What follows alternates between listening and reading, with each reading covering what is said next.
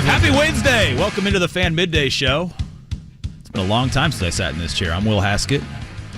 He is Jimmy Cook. That's Eddie Garrison. I almost forgot your guys' names right then and there. That's professional. It's the worst fear, by the way, to start any broadcast is not remembering or like your brain just going blank on names. Play-by-play tip for you. It is totally okay to write your analyst's name at the top of the board. Always do.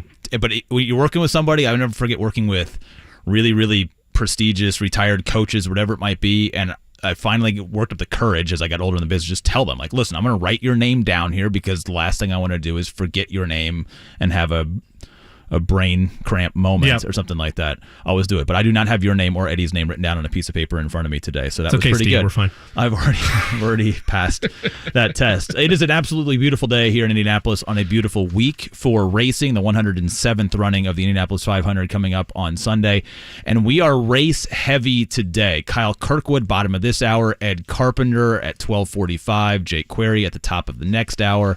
Michael Kaltenmark, Director of Marketing for IMS at 2, and Simon Pagenaud at 2:30. So there you go. That's a heavy hitter list, including some guys with some absolutely incredible history at this track, both whether be it professionally speaking in the car or around the cars throughout the course of their life. And it's important for me. I just came back from the PGA Championship. I was there for 8 days. Obviously, golf is what I do predominantly.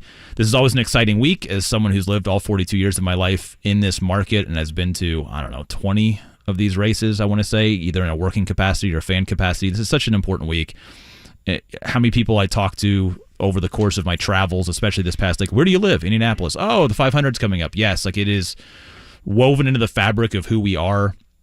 And it is so important to our city, to our economy, to our culture. In a lot of ways, it sort of has driven, pardon the pun, so many of our sports memories and our identity as a sports culture here. So it's a very important week. And I'm so happy that today is the day that I'm in here. And we were talking about this yesterday when we were kind of prepping the show, you guys, about who we wanted to have. And all of a sudden, Eddie's like, hey, we got all of these drivers coming on and everything. So we're going to go wall-to-wall heavy today on the 500, getting you prepared. We're going to try and have some conversations today that are maybe just outside of the general, hey, who do you think's going to win the race? Or how do you like your car? Like all of these things, you've probably heard a lot of these drivers answer. So we're trying to bring in some other perspectives as well to sort of have a great day chatting about the race that is upcoming. And Jimmy, I know that this is a sore subject for you because I mentioned it earlier, but there's really no other sporting news to talk about in Indianapolis other than this because, gosh darn it, the NHL and NBA playoffs are brutal. I was really hoping for the Heat to win last night so I could really hammer this point home. There is no reason to watch these other the Vegas game last night was kind of fun because of how it got out of hand early in that hockey game, so that was entertaining, but then it was done after a major penalty in the first 5 minutes. And yes, Boston rallied, but what? Will, they got one. Oh, boy. Will, they have one. And now that they have one, they tried to warn Miami. They might actually win the series. They tried to warn Miami, don't let us get one. Yeah. They borrowed the 04 Red Sox moniker. Sure. Don't let us get one tonight. Yep. Better put us away here. Now it's a little bit of life. I don't know if I'd go so far as TNT's post coverage, which was quite a flip of the script for what they had after Game 3, and probably rightfully so because Boston had laid down and given up all hope. Yeah. And then now Charles Barkley's like, well, they go back to Boston, they win that game. Suddenly a Game 7 for Miami in Game 6. Nobody wants to go back to the Garden. I don't want to go back to the Garden for Game 7. So while it's on still life support, they got one. The only hope that the NBA has is that game going to 7. They need Boston in the finals. I mean, a Denver-Miami finals. And don't get me wrong, Jimmy Butler has been awesome. He is worth the price of admission, but he's almost worth the price of reflecting on it as opposed to watching the actual games. Give me the highlights from the night before. Show me what Jimmy Butler did. Show me who was an idiot and got in his face and yelled at him and motivated him even more. It's been great YouTube fodder for me to watch how Jimmy Butler has destroyed fan bases and better teams throughout the course of the playoffs, but I don't think it's been driving me to the actual television the way Kings-Warriors was, the way Warriors-Lakers were, the way Boston-Philly was driving me to the TV to actually watch these games. And we are one game away from a Denver-Miami finals. Next Thursday, by the way, the NBA would have had a year off between the end of these conference finals and the start of the NBA finals. no one's going to watch. No one's going to watch. And they should, because Nikola Jokic is fantastic. They should, because Jimmy Butler is no one's going to watch Jimmy. They're just not going to. I will watch because I love the NBA. Sure, Eddie will watch because he loves the NBA. If you've been using it as YouTube fodder to this point, you're not going to watch it. No. You are not. I guess I can say you and the audience that maybe don't like the NBA or have been poisoned by the national well, which is this all from the national media down. No, hold on. I just heard this. Mike Greenberg just went on a rant about how people are complaining about they don't cover any other sports, and I thought he was emphatically wrong in his take, because they do have power over what people consume. And I agree, we have power over what people in this market consume. I'm just saying, from a general fan attractiveness standpoint, I don't think the matchup is anywhere near what would have been the best. It's not even close to what could have been the best possible drive of getting people interested beyond just the normal nudge of, I want to watch an NBA Finals game. Sorry. Correct. LeBron's going to have more of a jump-off point than anybody in this series. Steph Curry would have had a better jump-off point from a ratings perspective than anybody in a potential Denver and Miami series. But, and this has been the biggest complaint, even though I feel like Michael Malone has been over the top at times this year about it, particularly during the postseason run, this is a potential jump-off point. Because I'm not saying that they are as electric or as emphatic as Golden State is, but before Steph was Steph in 2015...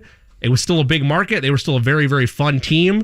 They had to start somewhere to be able to grow that. This is must-see TV every night. And I don't think that Jokic will ever really be that. Jamal Murray could be. Yeah, Jamal been great. Murray is an electric guard when he's on. And so far, at least through the Western Conference Finals, he was on. Yeah. And if you get that at the largest stage, plus Jimmy Butler being a team killer, give it a chance, is all I'm saying. I like You're it. right. The I ratings like where aren't you going are. to show up, but I would ask fans to give it a chance and see what it has to offer. I like where you are. Because I think it could be a very fun Your series. check is in the mail from Adam Silver. Congratulations on that one. It's just, the other part of it too is none of the series right now, and we can throw the NHL into it also. Like, the Panthers were a cool story early, and now, I mean, we all stayed up as late as we could to watch once the game goes into overtime, you're kind of like, ooh, I got to stick around until I see a goal.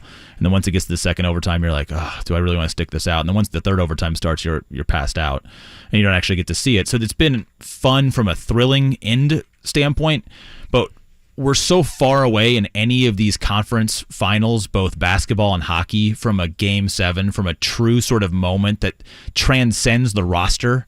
You know, like, if it wasn't the Lakers, like, give me the worst marketable team in the Western Conference playoffs this year. Not Sacramento. They actually had some pretty good brands out there. But if this had been Denver... Come on, help me out here. I mean, I would say Memphis, but Ja is marketable to an extent, out, minus everything that's going on right now. All right, whatever. It's a bad example. Yeah. But let's just do the finals. Miami makes it through and plays Denver in a final.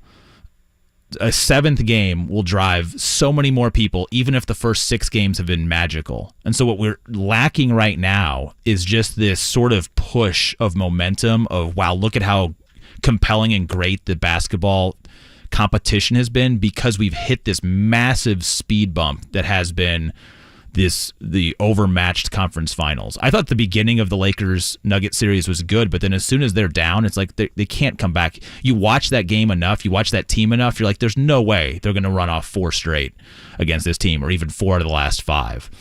Can the Celtics come back? Yeah, and they will have my attention. They will have my eye equity coming up early next week if they get to a Game 7. But I woke up this morning, checked the score, I was like, oh, good for them. They survived elimination for 1 extra day.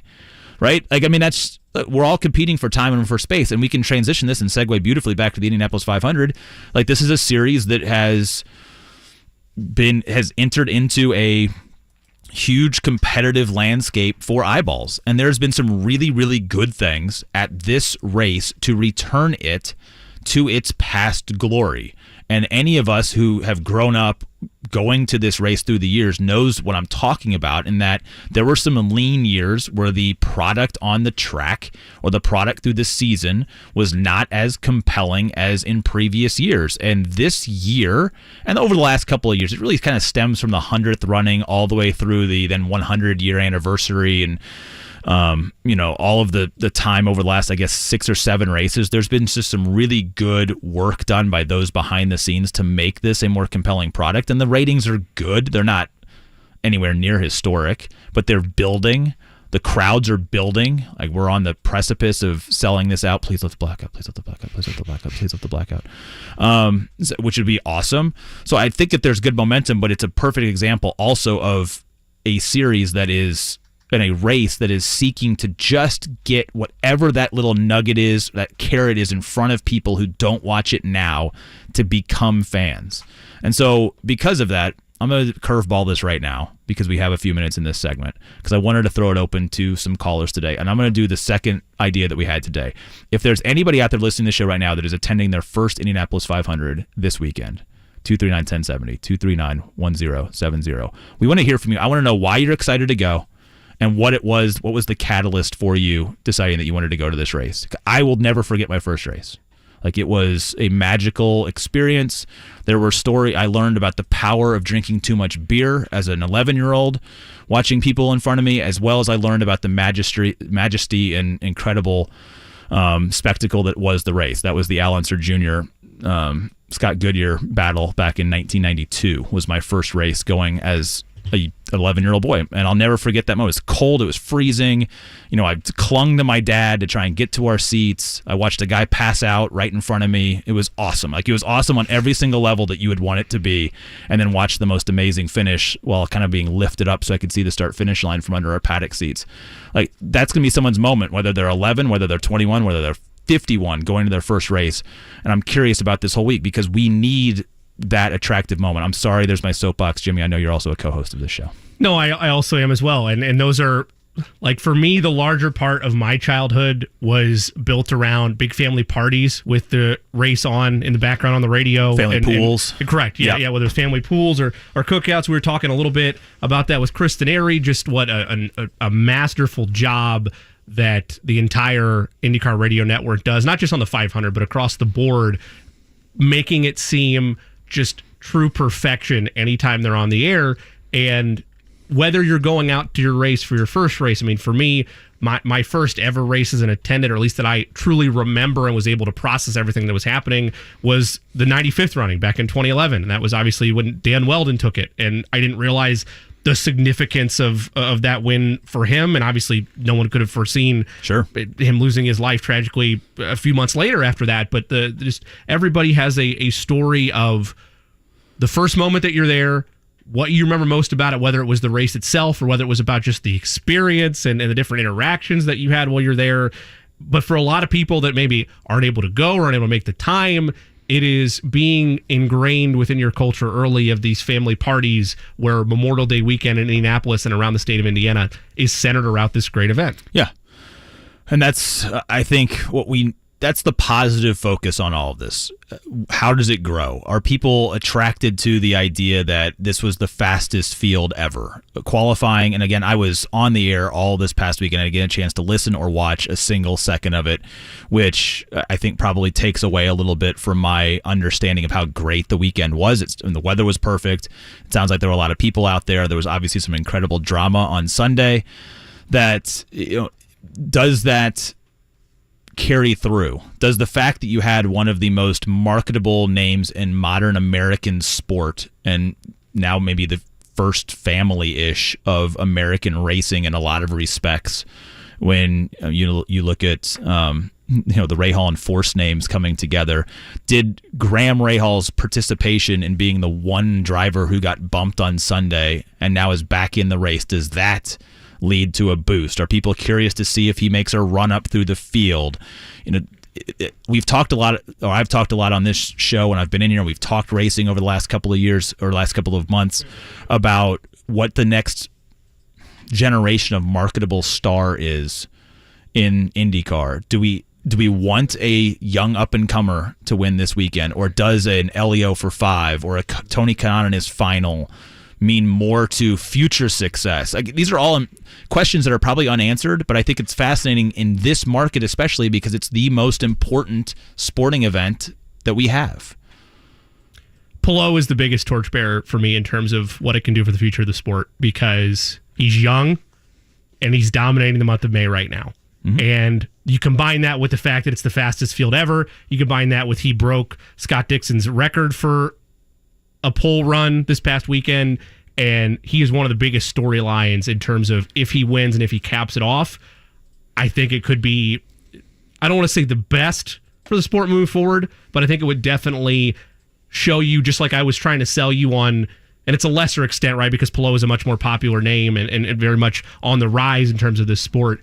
But it's much like what I was saying with the conference finals right now, with Denver specifically. You're waiting for this next generation of star to captivate the national scene, the international scene, even with this sport. You're hoping that that's what happens with Pagenaud, in my mind, if he's able to get it done and sweep the month of May. And I don't even know what attracts an IndyCar driver to a new generation of fans. Like, I'm too old. Like, is it social media engagement? Is it a personality off of the racetrack? You can't be dangerous or risky in these cars, especially at this race. You can't be reckless.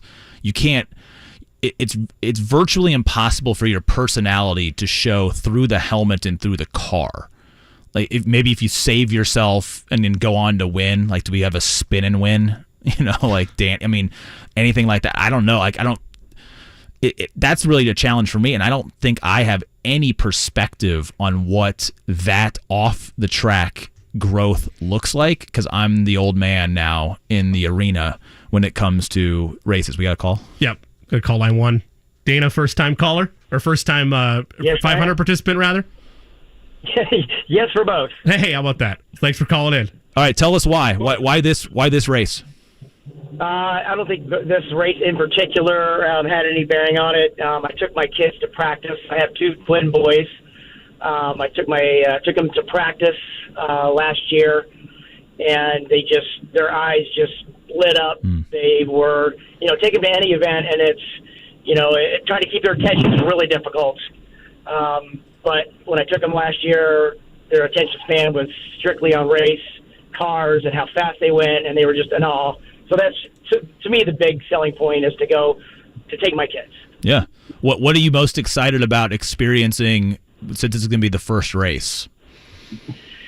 Well, when I tell people it's my first race, they go on and on about how it's just amazing.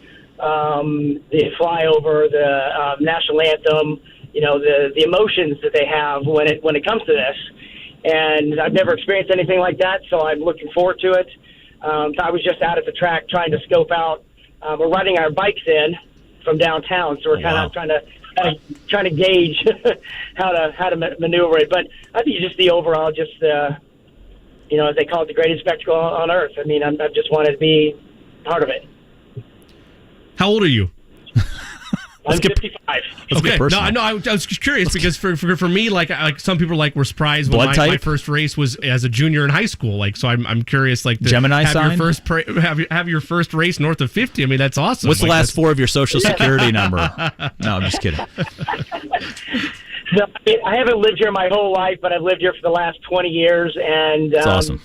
I've never thought of it, and my kids were inquiring about it. I'm like, yeah, sure, why not? Let's go. It's free. Why not? Yeah. Check it out. That's awesome. And they were excited. And when I told them the next morning that I bought tickets, they were super excited.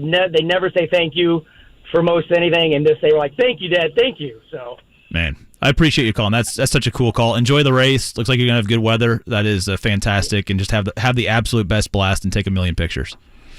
I'm excited. Thank you very much. Thank you for calling. That's awesome. That's so special. My wife and I have talked a lot about it. My son's is 12. I was 11 when I went to my first race. I've taken both my kids to practice. I think practices are a nice, easy, sort of soft landing, cold open type of experience. We kind of went back and forth as to whether or not we wanted to go to the race this year and take the whole family. I don't know if we're waiting until my daughter, who's younger, is old enough to go. It is like, you'll never forget a lot of those moments. So I appreciate him reaching out to tell that story, because that's amazing. Lived here 20 years, and now because of the poll and what he saw in the eyes of his children, he's willing to say, you know what, let's go to the actual race. That's really cool. Let's head right back to the phone lines. Luke, your first time for the 500? Yeah, this is going to be my first year going to the 500. I was born in Indianapolis. I'm 29 now, and I decided to go this year. Why? Biggest thing was my friend gets free tickets through work, so he was like, "Hey, do you want a free ticket?" And sure, sounds like a good excuse to start drinking at 7 a.m. too. That away. You guys have a plan, a path? Like, you already had the strategy mapped out, or are you relying on your friends who've done it before? Well, mostly that, but we do have 5 parking passes, so we're going to, like, all 5 of us meet at his house before we go and, like, try and drive in a caravan together so we can have a nice place to hang out in the parking lot before the actual race starts. That's awesome. What are your expectations? Like, what are you expecting to see out of the race? What would be a great experience for you outside of, like you mentioned, getting started at 7 a.m. and just living it up for Memorial Day weekend?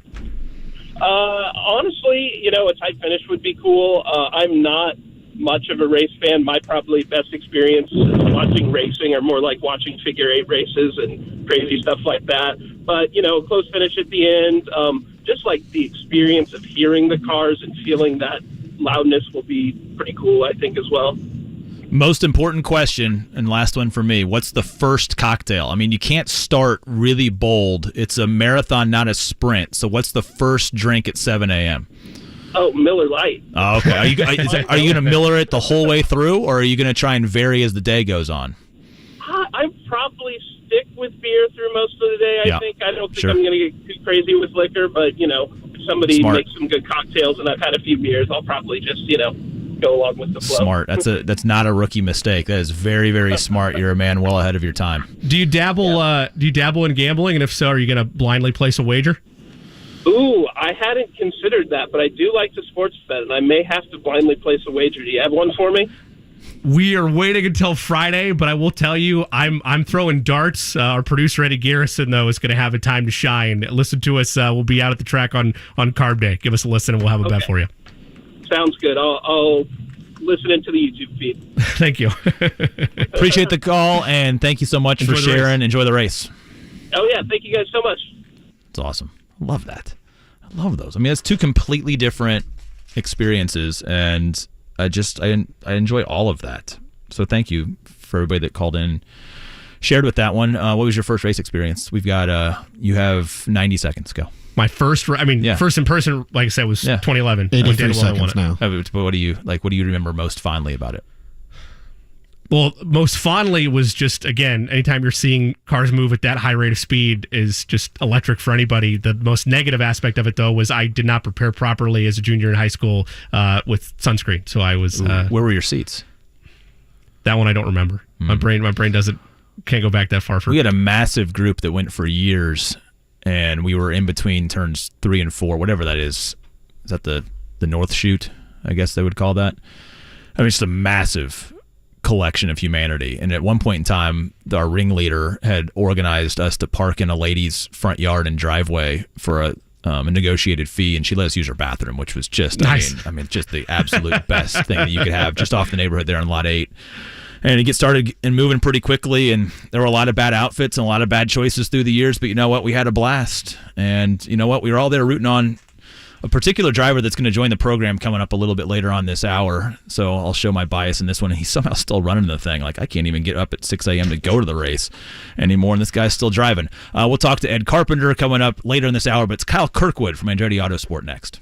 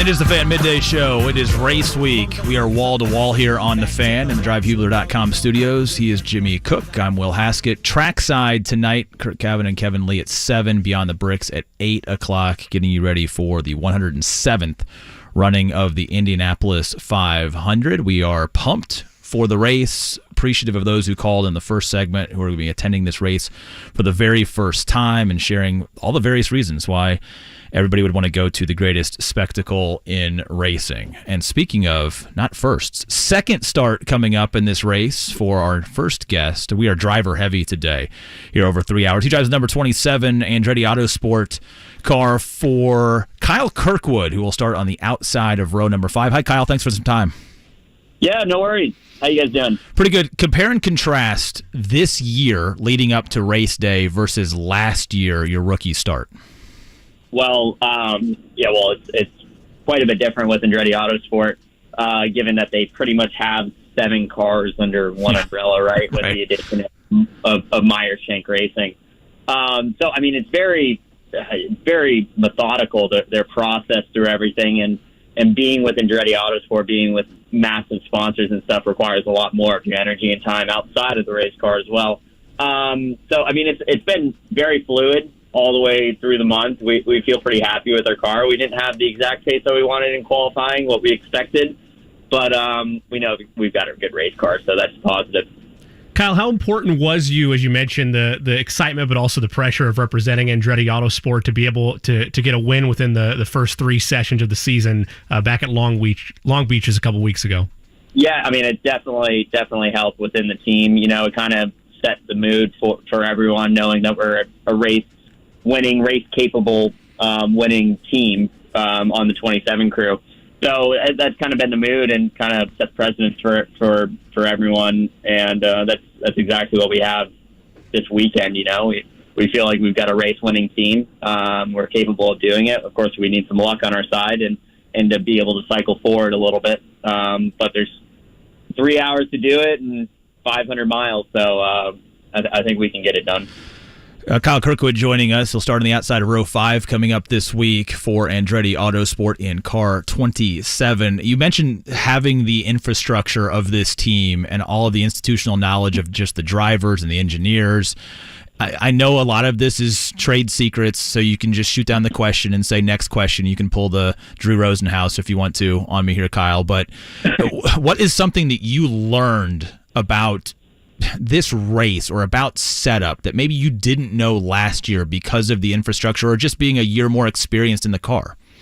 Well, the biggest, I'll just, what I can share with you about the team, is how much they've done in the off season based on simulator work and what they've kind of developed over the off season. We're kind of just placing these setups on the car versus last year for me, we'd go out, we'd do a run and be like, okay, well, it feels like this, and then we make a change based on that.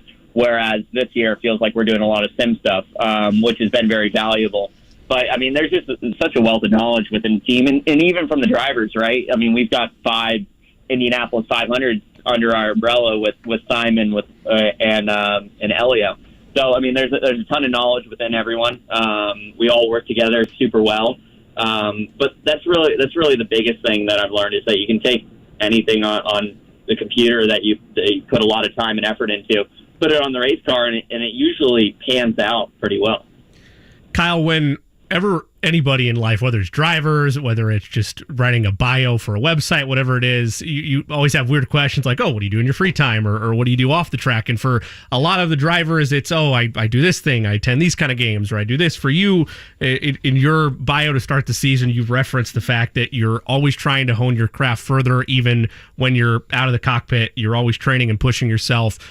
How does that routine go for you in terms of in-season and off-season?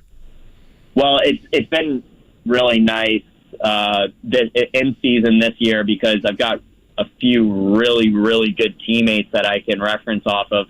The best teammates I've had in my racing career. So it's been really nice to have their data and their video and watch what they do and understand what they do differently to help myself out. Because there's a lot to learn from them, given that I'm second year in and there's 20 plus years of experience in some of them. So I've just been gathering as much data as possible from these guys at Andretti Autosport and Meyer Shank and trying to learn as quickly as possible. And it's definitely helped out. Kyle, you're from Jupiter, Florida. I predominantly call golf for a living. When you just fall out of a car down there, do you just hit a professional golfer like with every step that you take down there? Because that sort of feels like the hub for things. What do we need to do to make Jupiter, Florida the racing capital of the world? Because right now it's just where all the golfers hang. Yeah, there's actually a few drivers down there. Some might be surprised, but I mean, Ryan Hunter-Reay's in Pompano Beach. Okay, yeah, sure. Oliver Askew's in Tequesta. That's Jupiter. Rick Mears is in Jupiter. There's a few IMSA guys that are also in Jupiter. I mean, it's a pretty popular town for racing or sports in general, right? Golfing's the biggest thing because there's golf courses kind of everywhere, every corner, every neighborhood that you take or you go into. There's a golf course, but there's no racetrack. So I mean, it's just a really nice place to live as an athlete. You know, you get out of the cold weather in the wintertime and you're able to train all year round. And it's just such a nice place to live, to be honest. Now, do you guys get busted at all racing boats up the causeways and the canals and the back channels trying to get a good table at the restaurants or anything like that? Or I mean, no. You have to go so slow in the intercoastals that it's much quicker to go to most places by cars. So it's nice to go by a boat. I don't have a boat currently. I plan on having a boat in the near future. But that is something that's really nice about Jupiter. There's a lot of places on the water. You can travel by boat too. It's just you got to go really, really slow. It's actually quicker to go places on a e-foil board in Jupiter than it is on a boat. So, is there still a dream golf course or a couple golf courses you would like to hit up as you do like to get out to the links in your free time? You know, I've yet to play Seminole. We can make that happen. We can North Palm Beach, and I've wanted to play there for a little while. I haven't had the opportunity to. I don't get to spend that much time home, but that's a goal of mine. We can make that happen, Kyle. I know some people. We can totally make that happen. It's worth it. It's a bucket lister right there for you. All right, anything you took away from Monday and just kind of race trim setup that gives you a little bit of optimism coming up this weekend? Yeah, we just kind of solidified everything that we learned from last week. I mean, you practice 6 hours a day, and then this week you only get 4 hours between 2 days. So you're kind of just verifying everything that you learned last week, I think. And, and that's exactly what we did. We weren't actually that fast in it, but we know why, and we kind of verified some things, so it's important. Sometimes in racing you have to learn what's wrong to know what's right, and that's what we feel like we did on Monday. So we're going to be really good in the race. I know that. We're probably going to be really good on Friday too, and we've just been constantly learning, but we feel like we're in a good headspace right now that we can go out with the car that we have ready to go, and we're going to be good in the race. Kyle, I know you already kind of answered this next question for me, but I've been asking all of our drivers that we've had on as I'm waiting to make my selection for who's going to win the 107th running of the greatest spectacle in racing. Why should I hitch my wagon to your number 27 car, and why should I pick Kyle Kirkwood to win it? You know, I feel like we've. I've already answered that. Yeah, I feel like we've got a really good race car. All last week, I feel like we were one of the best cars in traffic. We were able to follow the closest, and if you're able to follow the closest, you're able to save the most fuel. You're usually able to save a lot of tires because you don't have to push that hard, and that turns into great things as the laps wind down. Right? You can race. Some people have really good cars to race in, but sometimes they can't save fuel, and sometimes they can't save tires, and they don't have good pit stops and everything. I feel like we've nailed everything in that sense. So hopefully we continue down that train. Hopefully we nail it for the race, because I think we have potential to be true contenders. Love that stuff. Kyle, best of luck. Lead that last lap. Will do. Thank you. That's Kyle Kirkwood. Starts on the outside of row 5 coming up on Sunday. Man starting on the inside of row 5 joins us next. Ed Carpenter here on the Midday Show.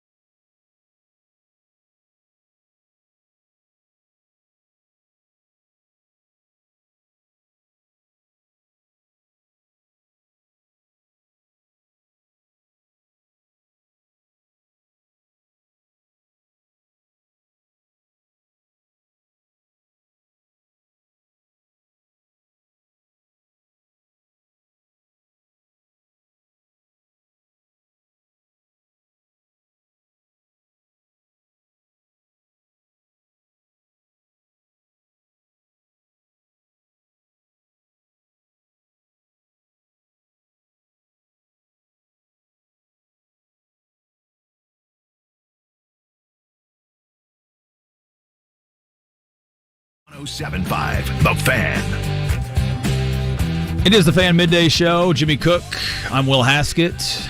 It is wall to wall, getting you set for the 107th running of the Indianapolis 500 coming up this Sunday. Next man needs really no introduction. He's a 3-time pole sitter. Going to make, I don't even have the time to count up the number of years on here to find out how many times he started in this race. He drives the number 33 car for Ed Carpenter Racing inside of row 5, and the man who single-handedly keeps all of us in the Butler class of 2003 from getting into the Hall of Fame because of his accolades. He is Ed Carpenter. Hi, Ed.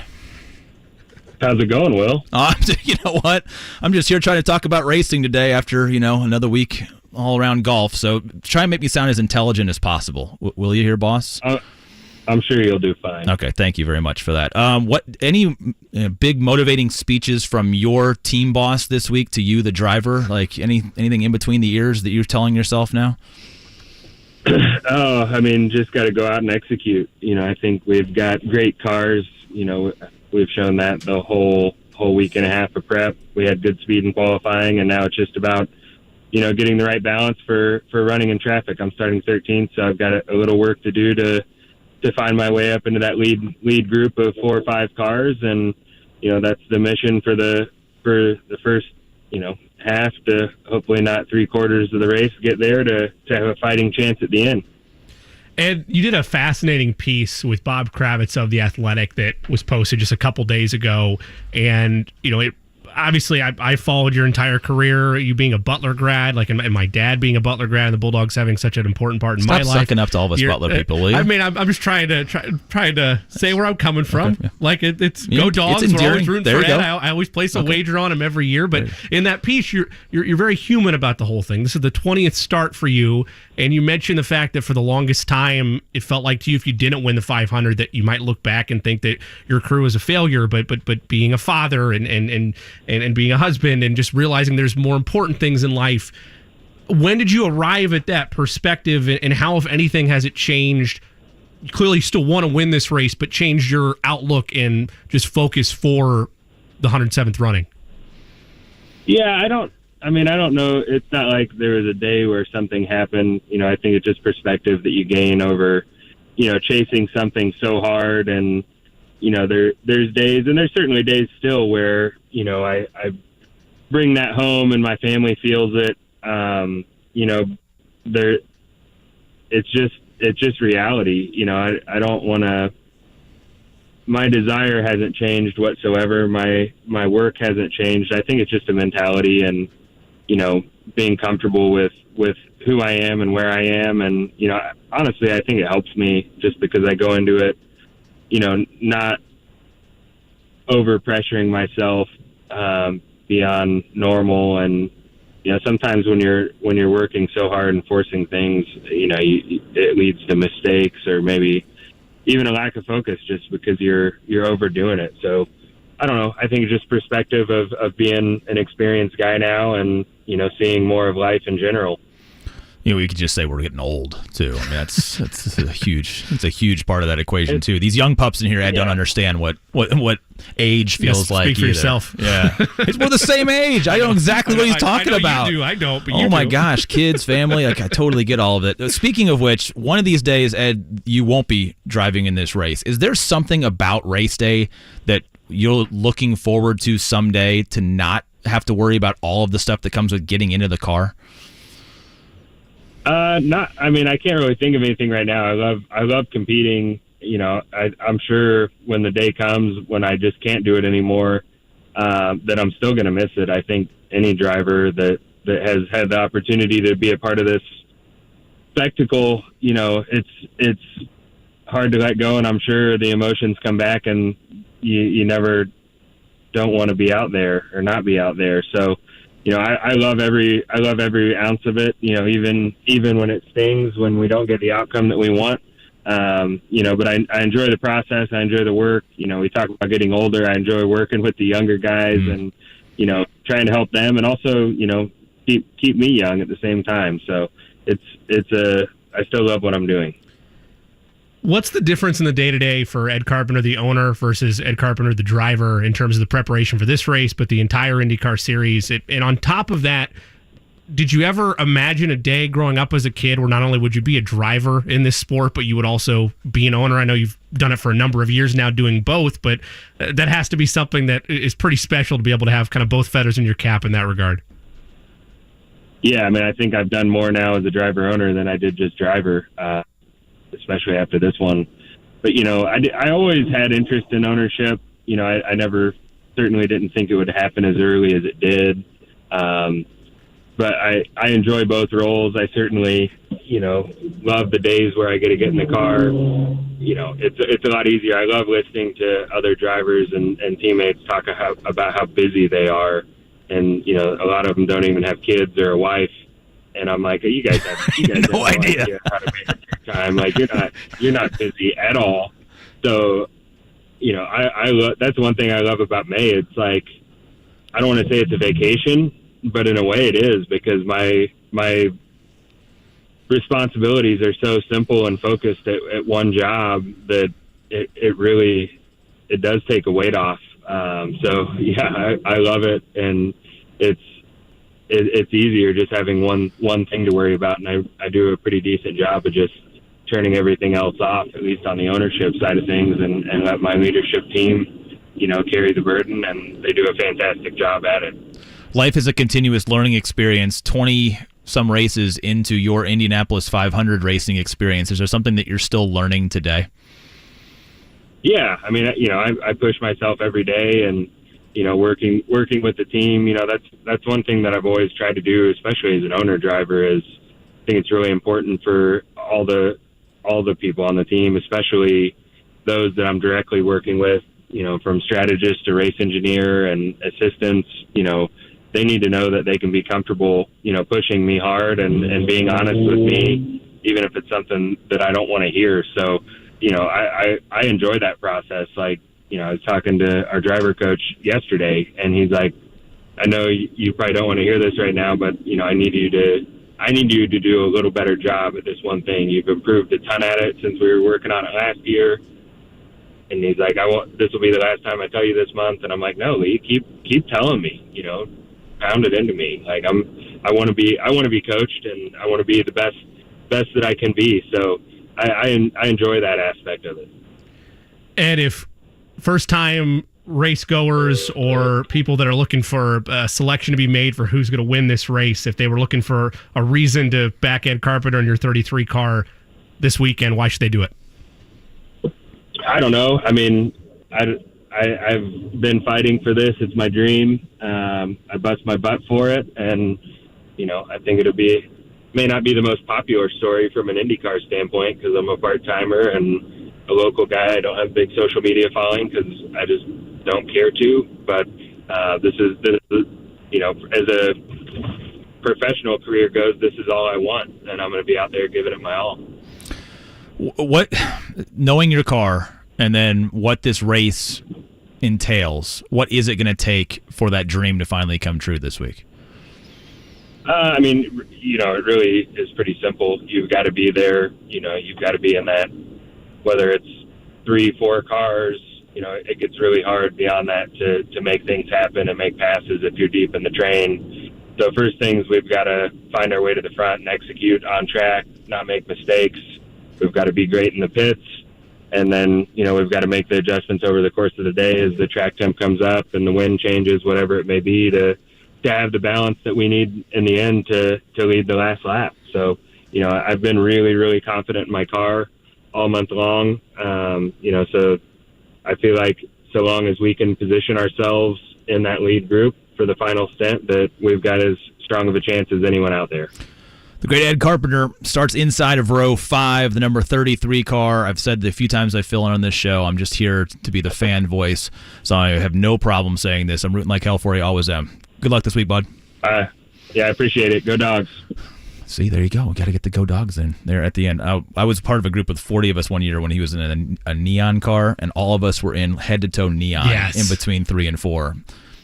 He saw us. I know he saw us. It was awesome. All right, more to come. We're 1 hour in, 2 hours to go here in the Fan Midday Show. Jake Query next.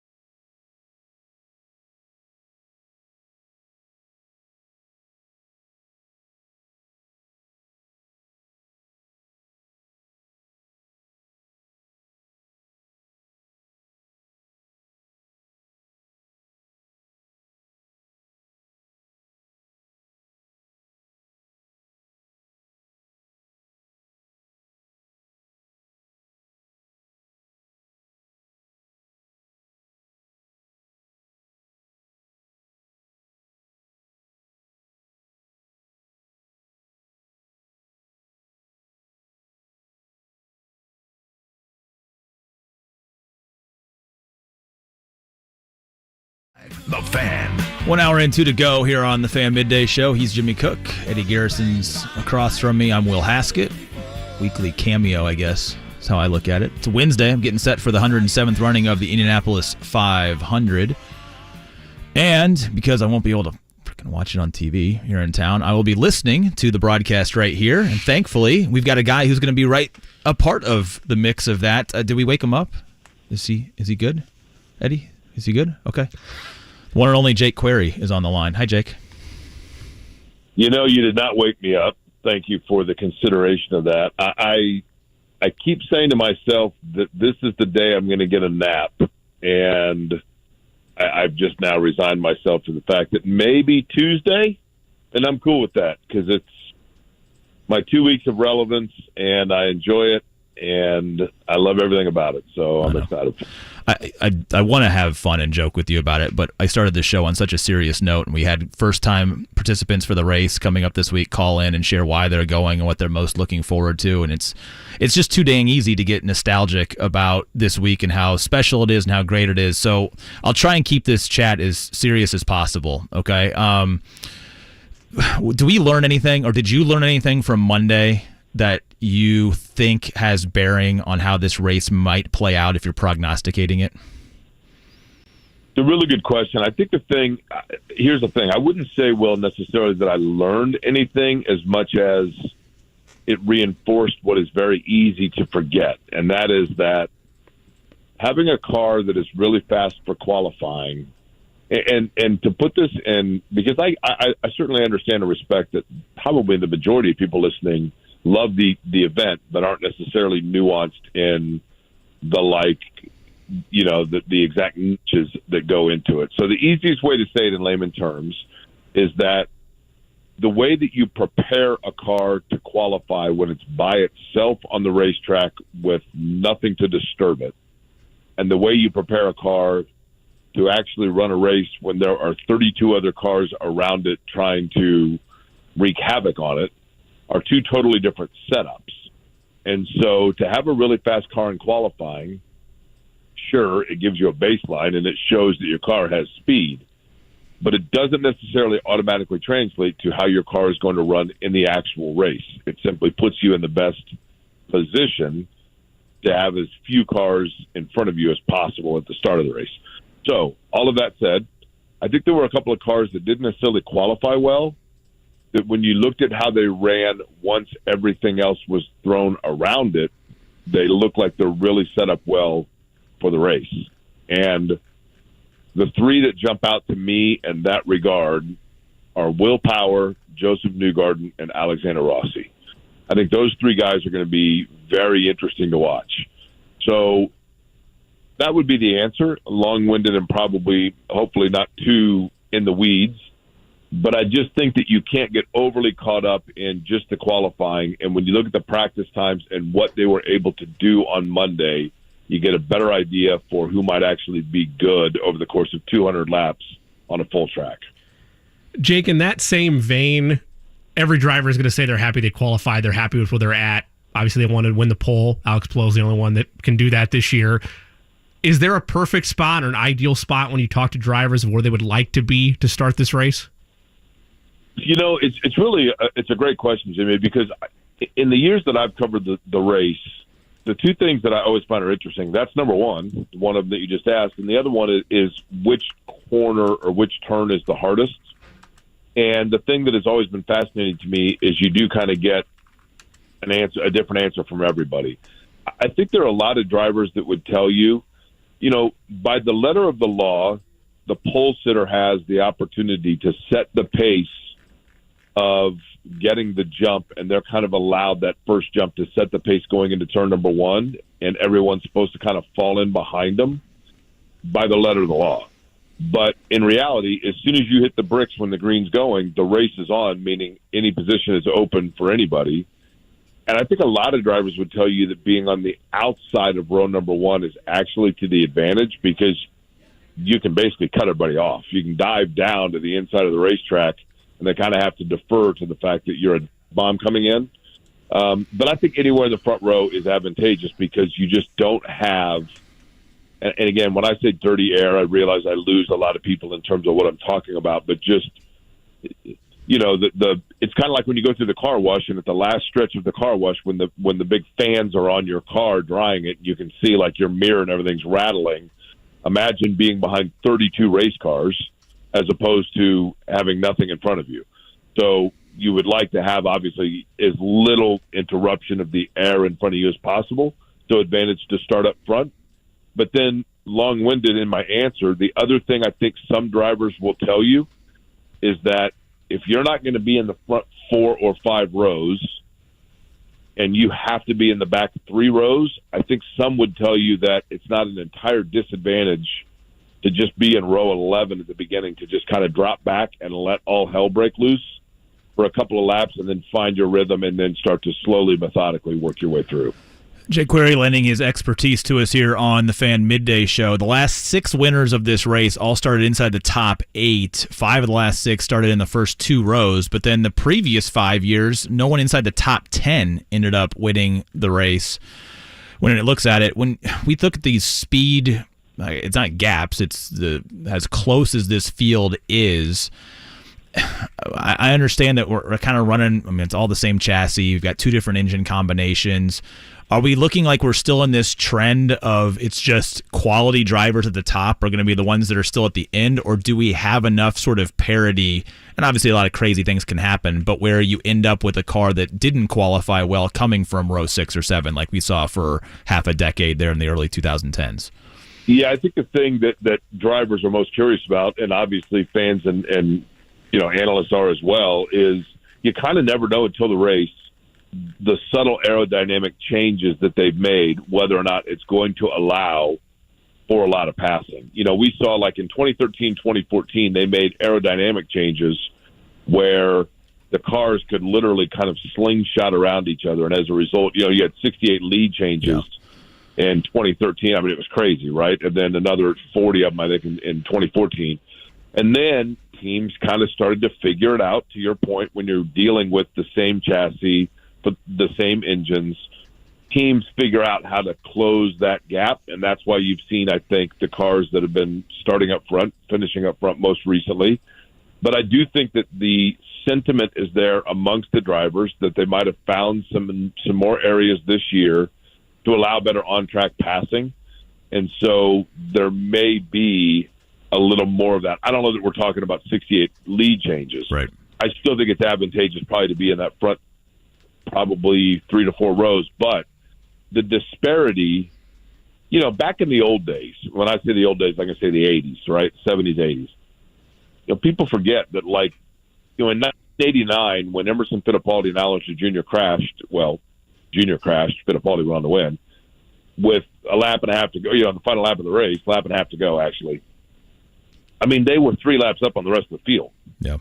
And, those days, so it's so much now, the gap from first to 33rd is so tight that then it becomes about the driver figuring out when it's go time. And I think they all have figured out that the first 150 laps is like rotation and just figuring out where your car is and putting yourself in position to race the last 20 to 30 laps of the race. And that's when it's go time.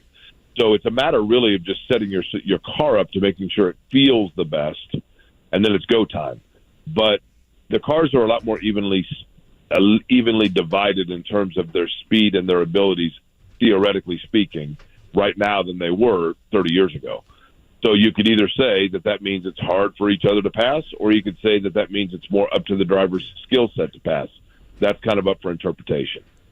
Jake, because of how tight that gap is between first car and 33rd car, and because every 500 is organic and different, right? One pit stop at the wrong time, one caution, one wreck can kind of change the entire dynamic of the race. And I understand you're operating yourself at a high rate of speed, trying to keep track of everything when calling the race. But are there any little check marks or checkpoints for you where you're like, wow, this car has a really good chance to close it out? I know it's unlike any other broadcast, but in basketball or football, you're like, oh, by the time we get to the third quarter, 6 minutes to go in the fourth, it's a real avenue for this team has the best chance to win. Are there little checkpoints like that for you when calling the race? I think for me, a lot of people ask me, Jimmy, they're like, man, so like how much do you have monitors and computers? And I'm like, guys, I'm standing on a platform atop the Northeast Vista in open air. I have me, my headsets, and a flip pad. And during the breaks, I'll say like, hey, and I can see the monitors now. I mean, the Jumbotrons across from me, but I always just write down the top 8, like intermittently when I think of it or I have time or it's a commercial break. I write down with a Sharpie on a sheet of paper the top 8. And then that way when they're coming at me, like on a restart, I see a car pop out of the line midway up the backstretch, and I look at it and I go, okay, that's 5 back. Car number 5 is Leo, and that's Pagenaud, that's 4. So Leo's moving in on Pagenaud for 4th. So the answer to your question is a lot of times I'll kind of look back at that flip chart over the course of the race, and I say to myself, and this car's never dropped below 6. Like last year that happened with Marcus Ericsson. Ericsson, like late in the race, I think it was maybe even after the race when I really went back and looked at my notebook. But I'm like, man, that dude was like, of the 18 times that I wrote down the top 8, was in like 16 of the 18. He never fell out of that front pack. That's one way you can tell just the consistency. And then the other is, to your point, a lot of times a car will, Newgarden this has happened with, where Newgarden will pit at no fault of his, and then right after he pits, like the caution comes out, so he gets shuffled back and goes from running 4th to running like 17th. So then you look at it, you go, okay, over the next stint, and the stint is the term that we use of the number of laps between pit stops. So in the next stint, you go, okay, he was running 17th when he came out of that pits because at no fault of his, he got shuffled back, and now here he is running 4th again. So you're like, okay, so that dude's car is good. Like he can make up spots. So I do look at that. I look at guys that are able to oscillate and drift back a little bit, but then find their way back up towards the front, which means they can kind of put their car wherever it wants. That gives you an idea as to who the real players are when the knives come out in the last 10 to 15 laps. Man, that's such good play-by-play intel. I mean, I'm nerding out over that. I hope our audience appreciated that question, but just figuring out information on the fly is awesome. All right, Jake, I'll put your narrative hat on as opposed to the X's and O's of the play-by-play broadcast, and it's a very quick 2-parter. Story you would like to see most from this race, and story that would mean the most to the series coming out of this race. I don't know if those are mutually exclusive. No, it's interesting because I always ask, we're always talking on the network, we're always like, okay, so like which one moves the needle the most? Which one? The storyline that I think the fans would most enjoy, I mean, there are 2. I would have said a week ago, Tony Kanaan winning the race, or Elio. I mean, either one of those, because they're veterans, because Kanaan, we know it's theoretically his last race. He lives in Indy now. I mean, there's a lot to love about Tony Kanaan. Castroneves, it would be history to see a 5th.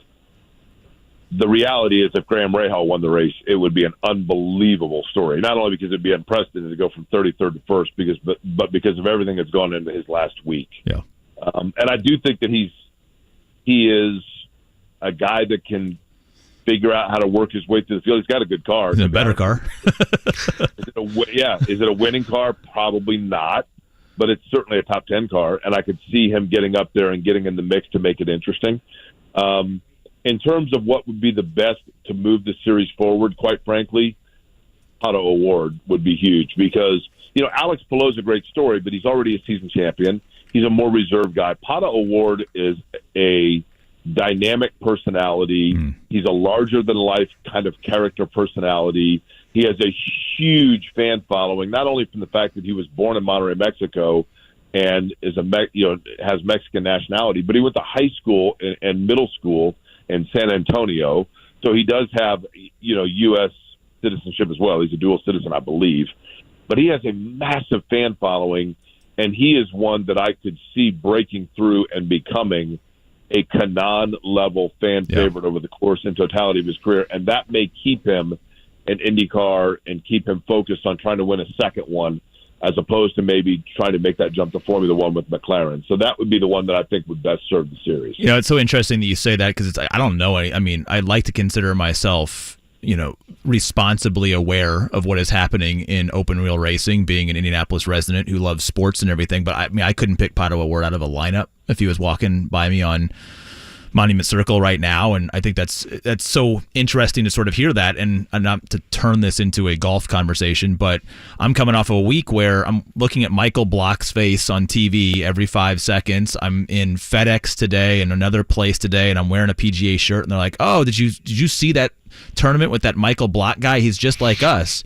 And I'm like, "You mean the tournament that Brooks Koepka dominated and won?" But you know what I'm saying, Jake? It's like the world was captivated, and I love the fact that they were captivated by this story, because I actually think it created sort of this happy, everybody could get behind one thing when everybody was still trying to figure out how to navigate really cheering for Brooks Koepka in a major, which sort of made this past week of golf sort of interesting in that regard. But I told people in 10 years, no one will remember the Michael Block story. They'll remember that Brooks Koepka won. And I'm not necessarily sure a couple of days later that I firmly believe that.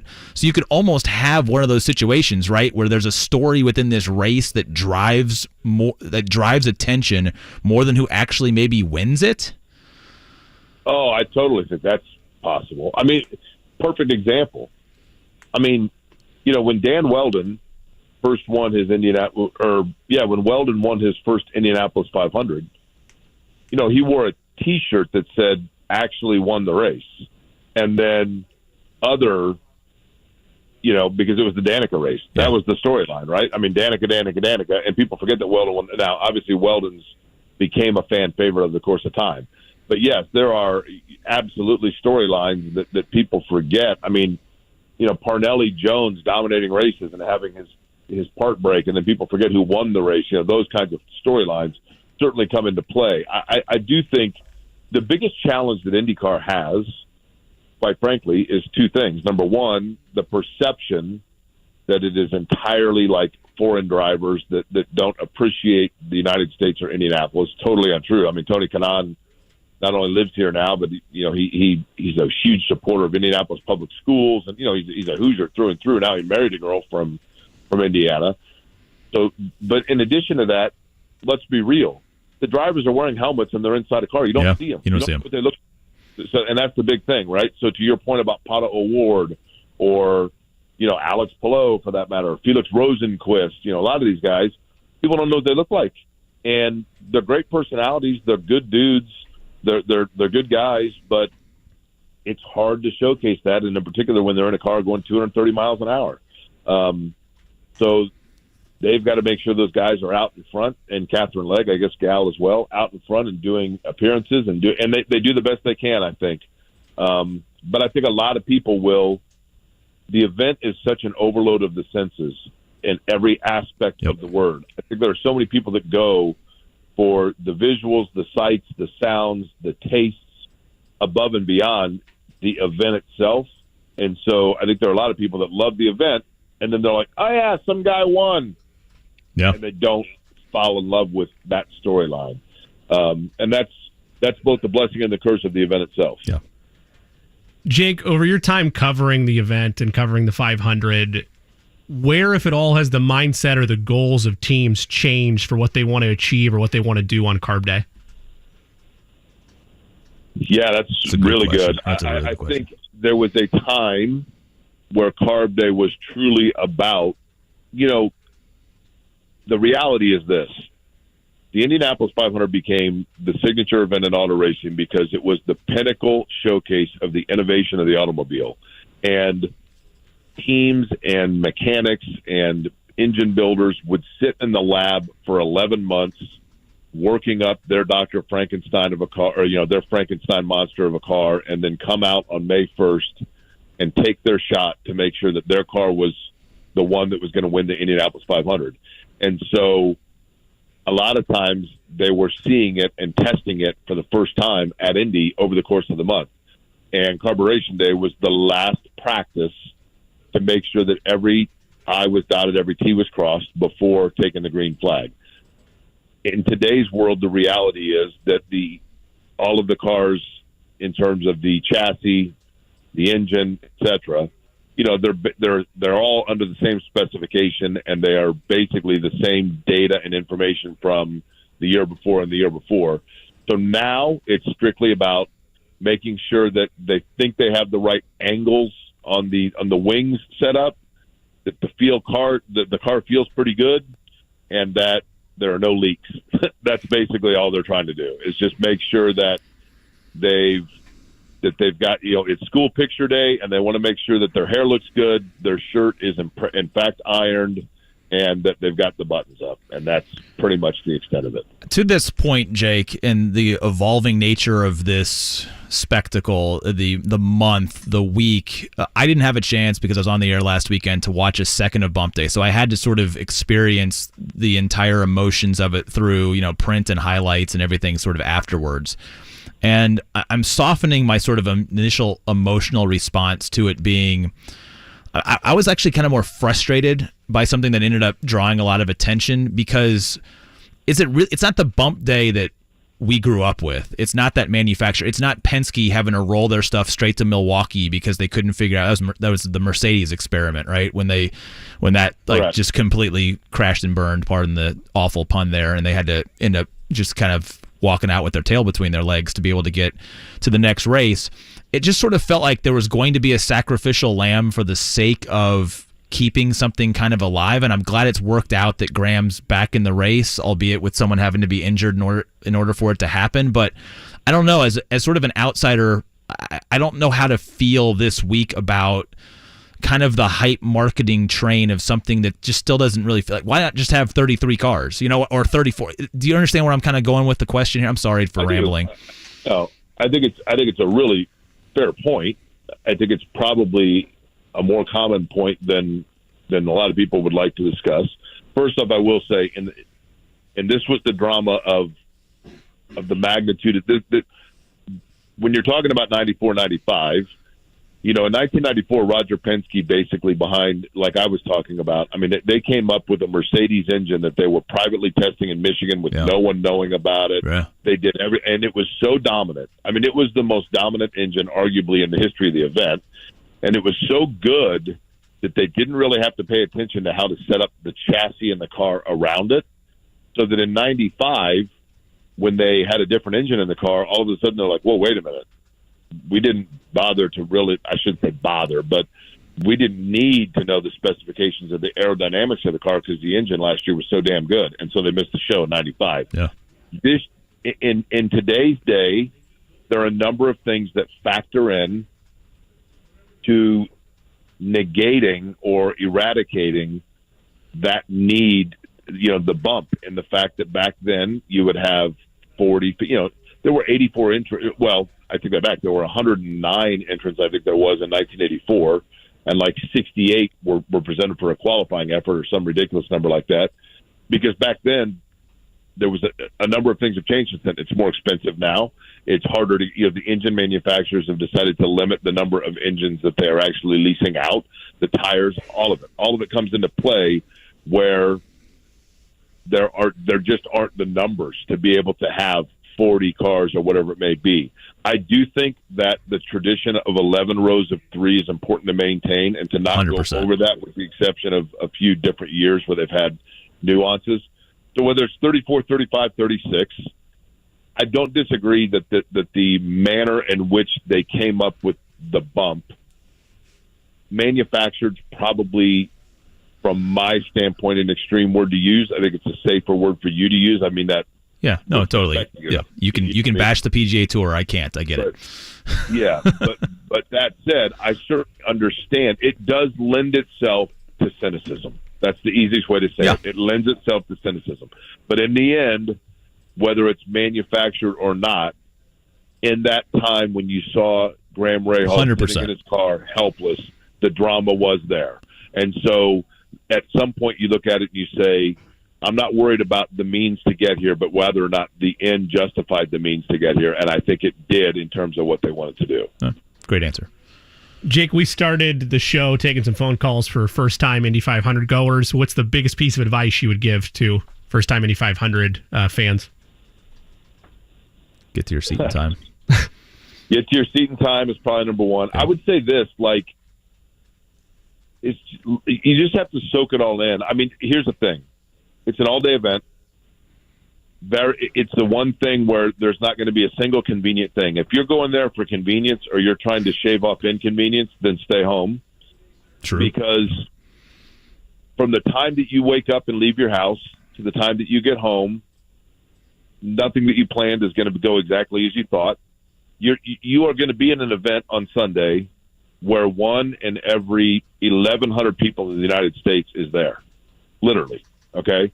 And you just have to soak in and admire and appreciate that you are sharing an experience, whether you're a fan of the actual race, whether you think it's too loud, whether you think it's too hot.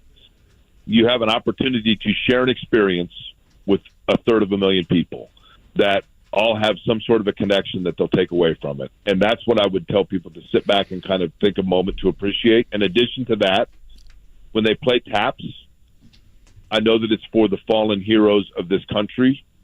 For me personally, I take that a step further by also thinking about my loved ones who are no longer with my family and what that event meant to them.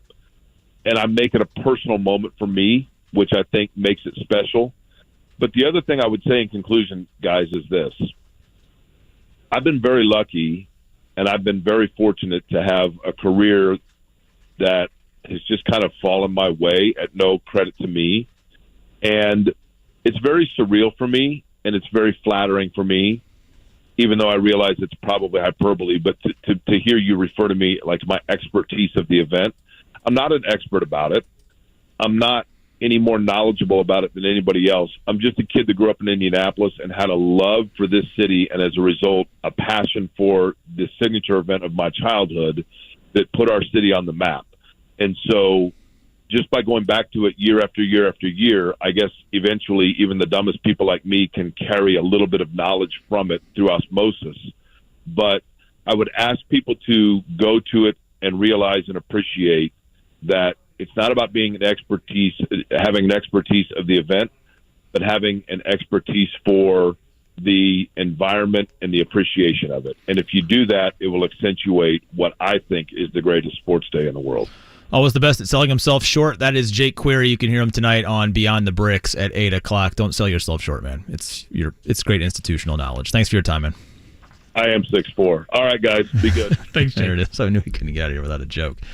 Yeah, a lot of great points there. And for anybody going for the first time, I think he said a lot of that stuff. And if you have the means to do so, I'll add one little caveat to it. Like if an extra $40 or $60 isn't going to hurt you if you're going to the race, like tip nicely at the concession stands. A lot of people are giving their time. It's fundraisers for places. They're the people that are out there running the little bicycle powered rickshaws or whatever they call them, sort of around to shuttle people. Like getting one of those and take a ride if you got 10, 15, $20 on you, and just, help all the people, because I think the economy of it all, we do events in this city better than any other city, and I've been to a lot of them to see a lot of different events, and then this is kind of the highlight of another one of those massive events where it's just, I don't know of how many places you could throw 300 to 350,000 people together in a sporting event and have it come off as, there's a lot of organized chaos. In my 20s, I was definitely a part of some of those very chaotic sort of moments, and yet there's this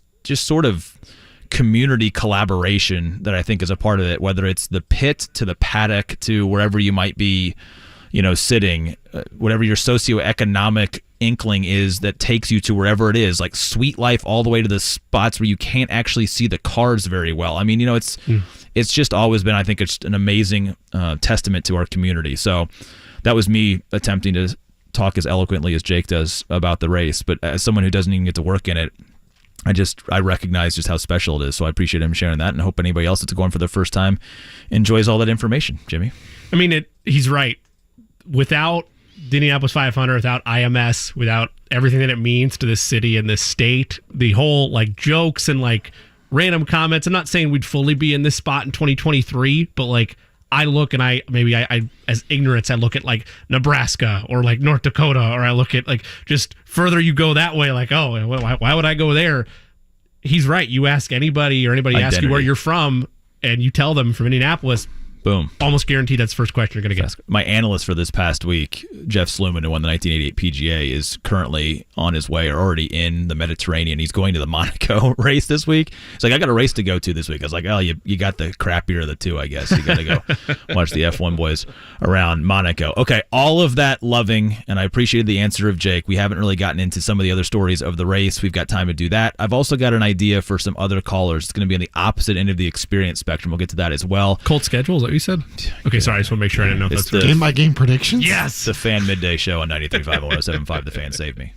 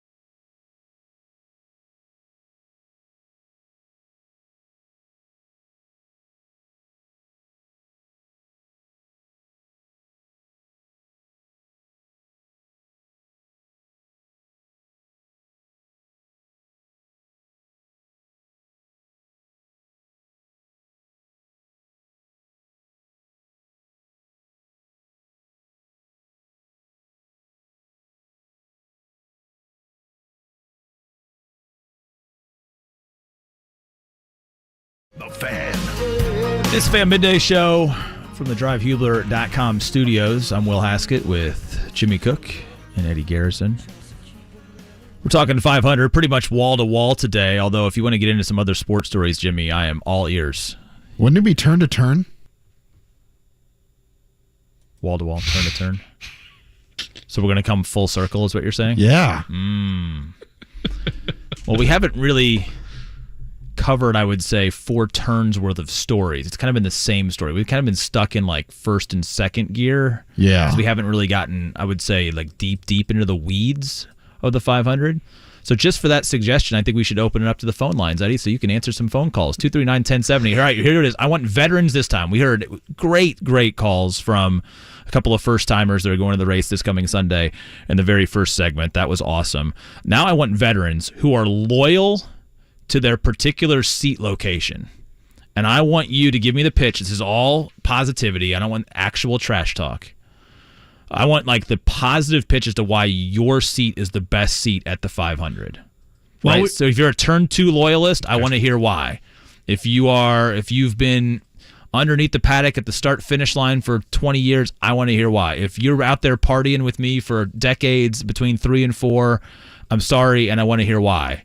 Like that is the best seat going, because everybody has their spot, right?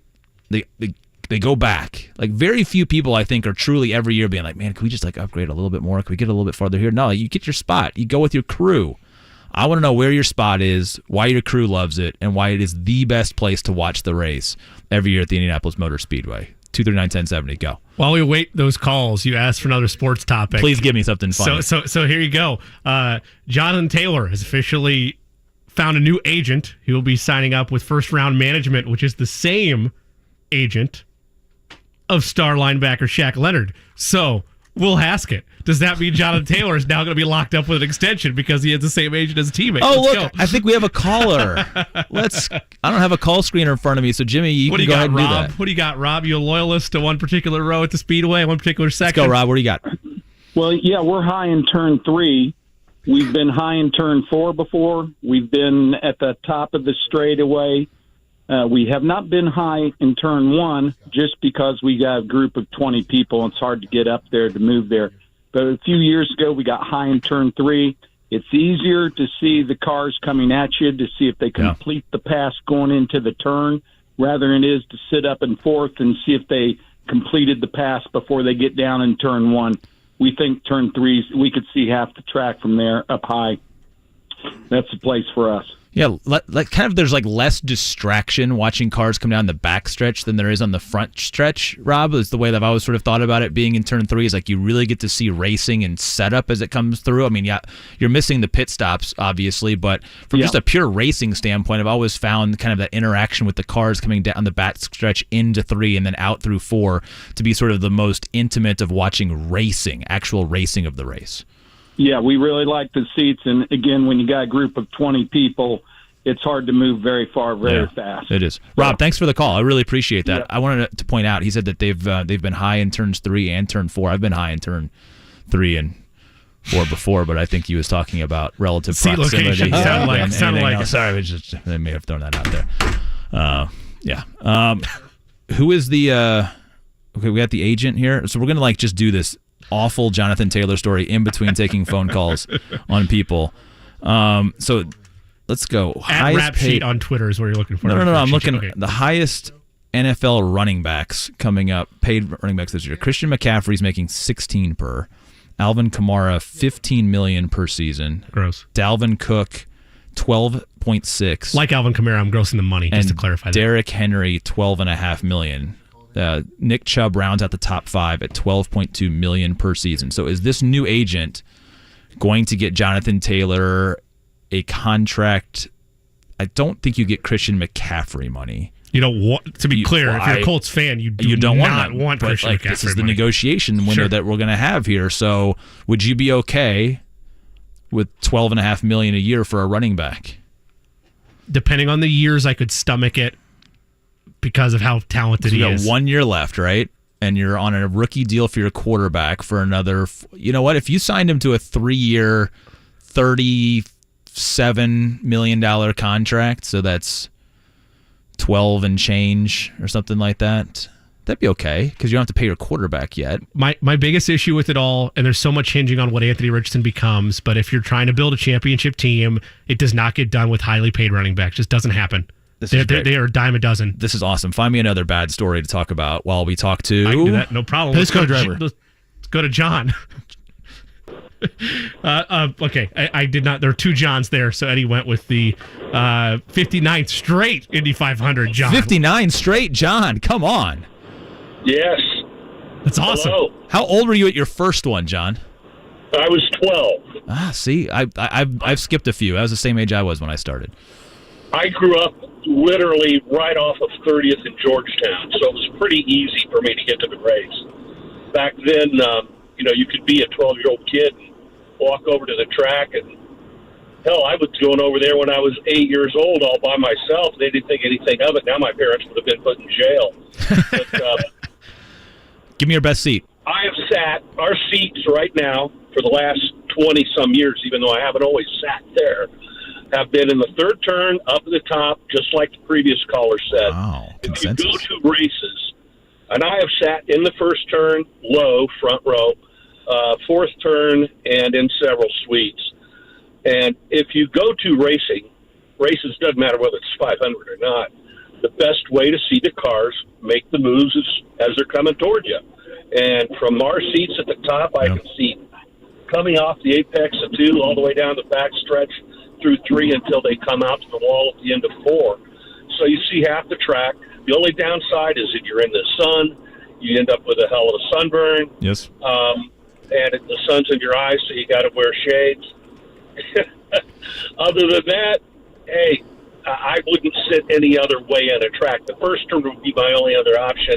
But like the previous caller, I have about 16 tickets, and getting them in E is going to be impossible regardless of how long I've been. That's a good point. Yeah, John, thanks for the phone call. The sunburn that gets you, that no one ever realizes, is the area just above the knee.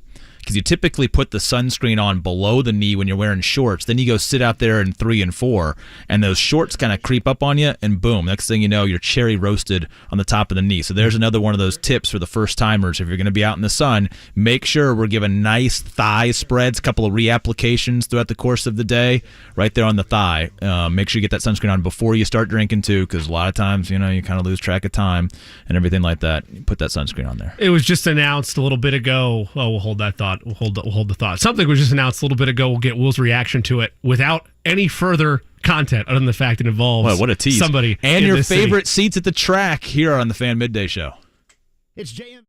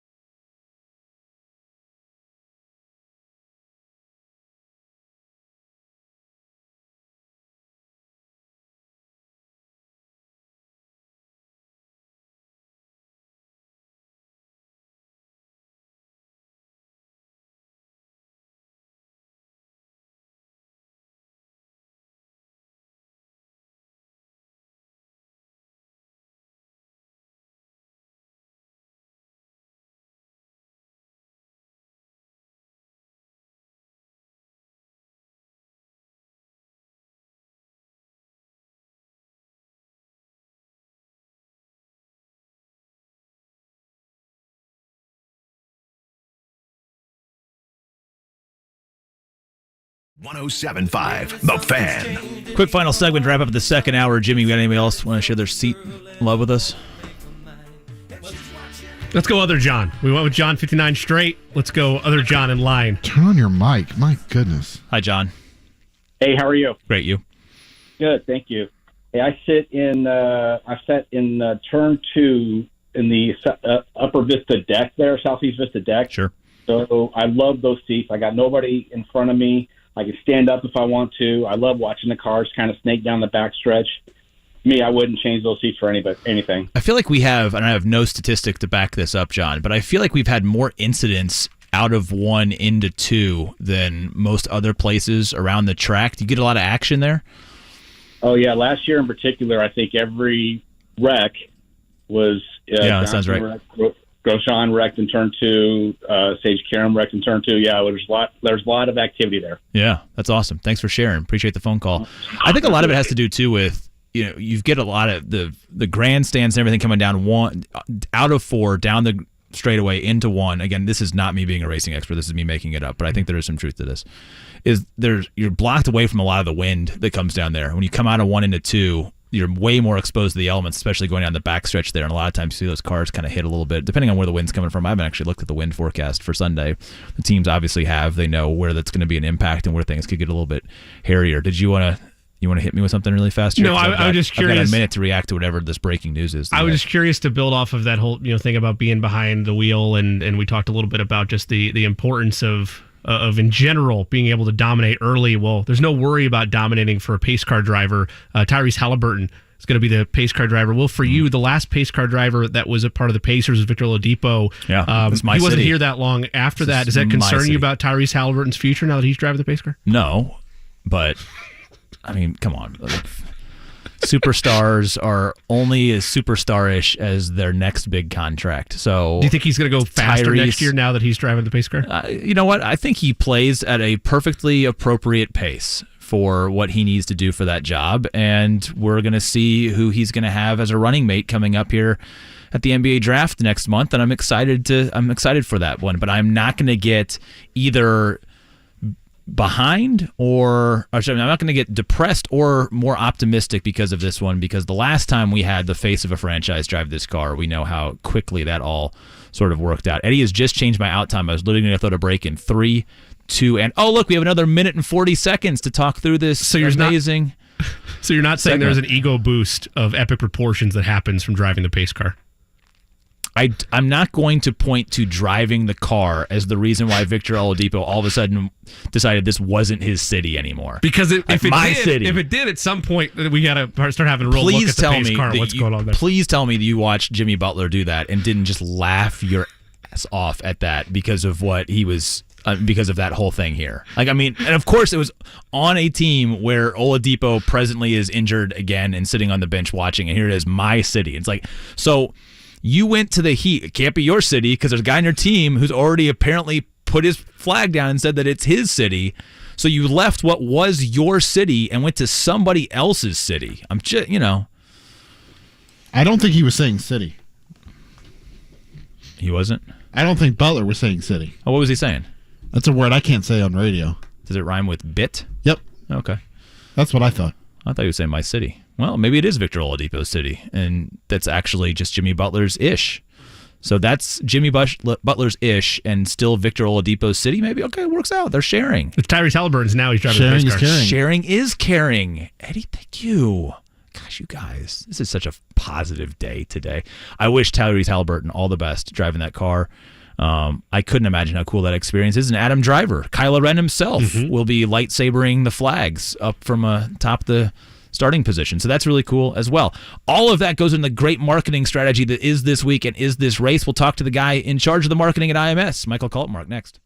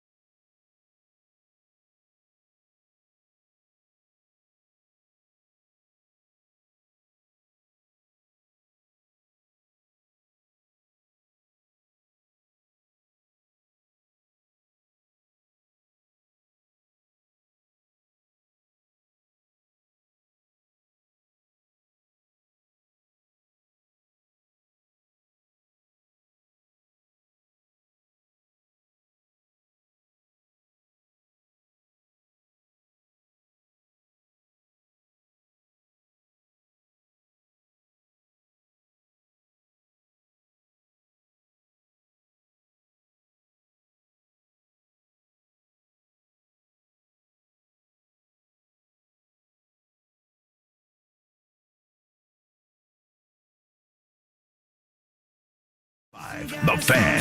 Final hour here on the Fan Midday Show. I'm Will Haskett. He's Jimmy Cook. This is my unfortunate karaoke song. I love this song. I cannot. Well, why not you singing it? Because I can't sing like Bryan Adams. Like, I want to make this song work, but I don't have that octave. So I failed miserably trying to sing this song a couple of times in karaoke. I needed more of a bass, probably more of an Eddie Vedder type of song, a deeper baritone. This segues beautifully to our next guest because we're going to talk about what's going on at the Indianapolis 500 because our next guest is the Senior Director of Marketing at the Indianapolis Motor Speedway. And if you want to completely take this interview and throw it down the toilet, I can tell you that I once did karaoke with him at a bar to In the Jungle. Oh, no, sorry, The Lion Sleeps Tonight. That's awesome. The Lion Sleeps Tonight. A long time ago and a few cocktails ago. He is the great Michael Kaltenmark. Hi, Michael. Are you hanging up now? No, I'm not.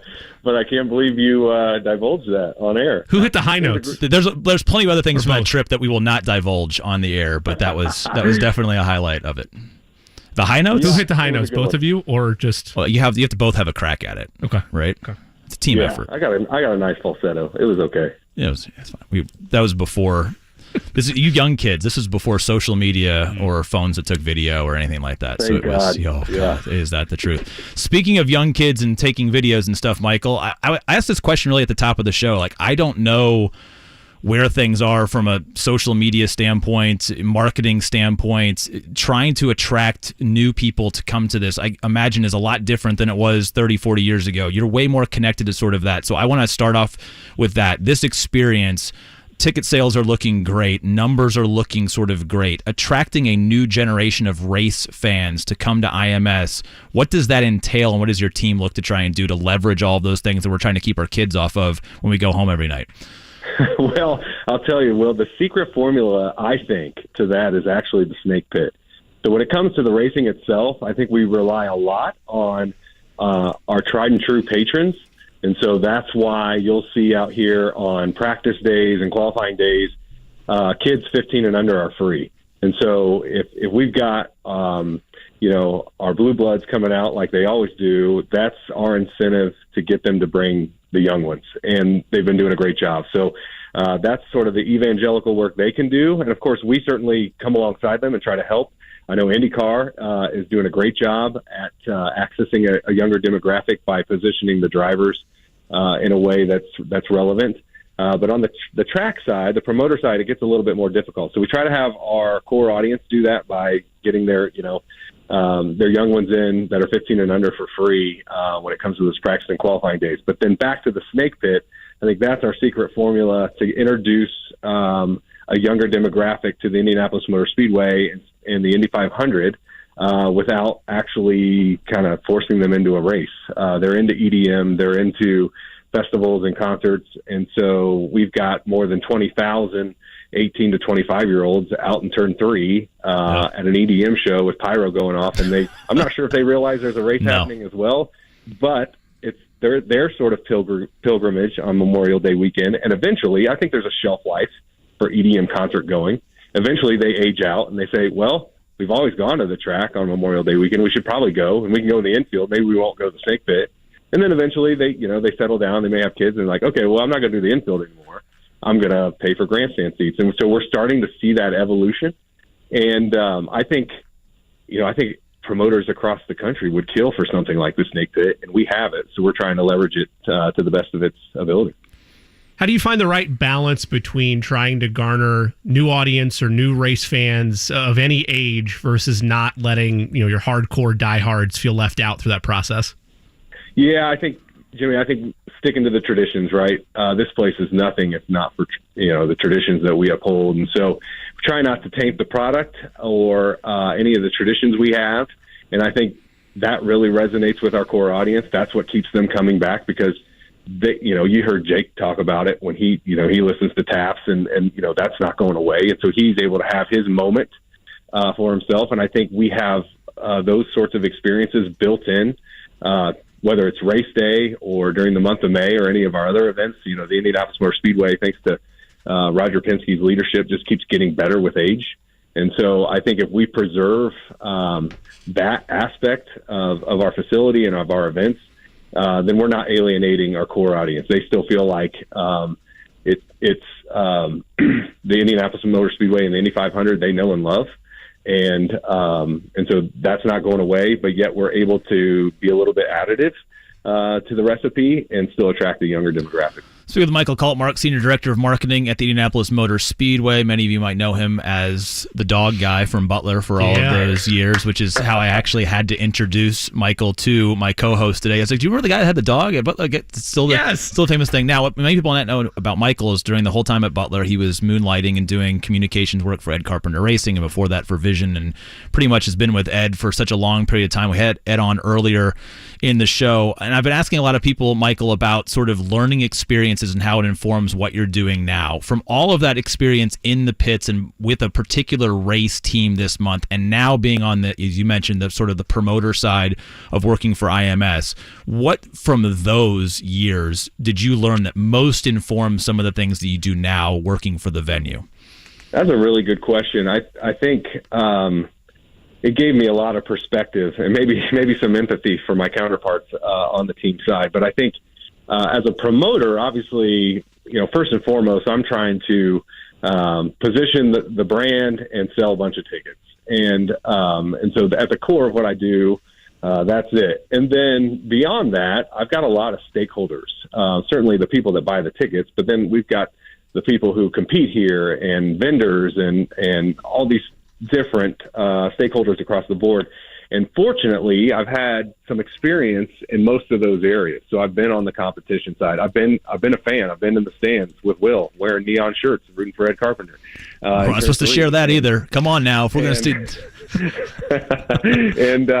and so I think it gives me some perspective in terms of what we're all about and how we position ourselves. And then when it comes to just interacting with these people and making it a good experience, whether that's for our fans or competitors or vendors or partners, I'm going out of my way because I kind of have a sense for what they need and what they want. And I think it just makes certainly me better, but I think it makes our whole team better. We're really conscientious about what we're doing here and the experience that we're trying to provide. And so, I think I lean back on those last 23 years, kind of dabbling in motorsports a lot. It's just given me a lot of perspective on what we're trying to do here at IMS.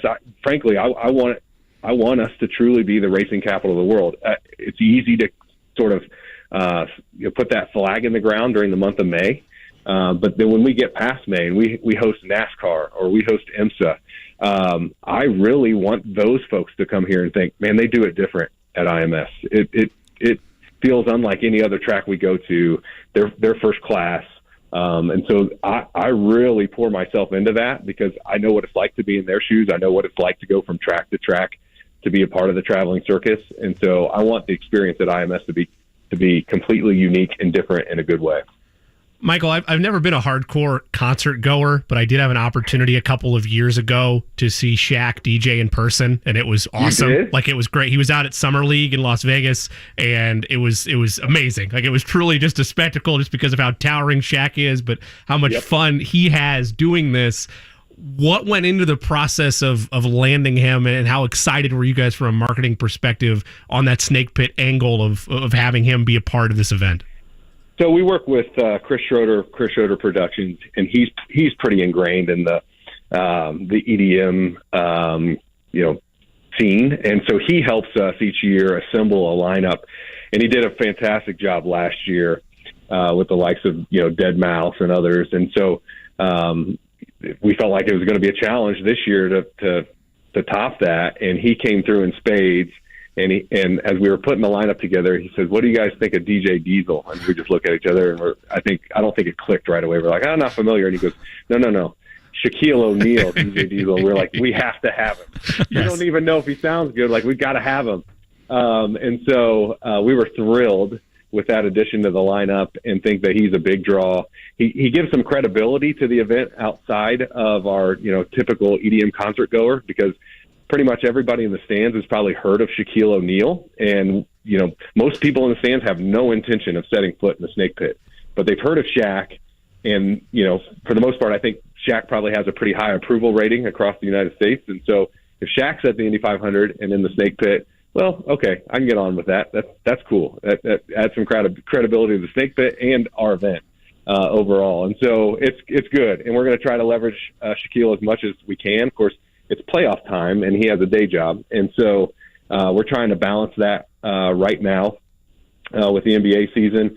And so, obviously he's too big for a two-seater, but we're looking into just about anything else that we might be able to get him to do besides DJing a set at the snake pit. Michael, it's an interesting segue, too, when you talk about this event within the event and wanting to be sort of the racing capital of the world, but we've seen other things take place at the track, whether it's, standalone concerts, holiday lights, things through the years that kind of have utilized the venue for things beyond racing. What's the conversation like when it comes to, you obviously have the biggest event potential venue in all of central Indiana and one of the biggest in the entire world, but those can be, kind of uniquely problematic, I would guess, based off of what the things are. When it comes to that balance of having an amazing venue, but also it being associated with racing, what are those conversations like when it's like, well, do we want to try and do something different with this space?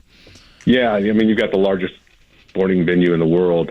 And, I think you talked about some of the things that we've done with, having holiday lights and just standalone concerts.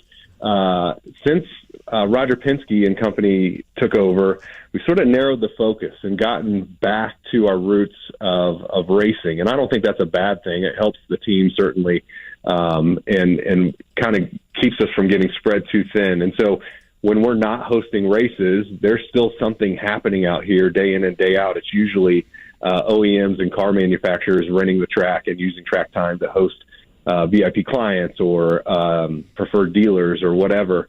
And so the track stays busy most days out of the year.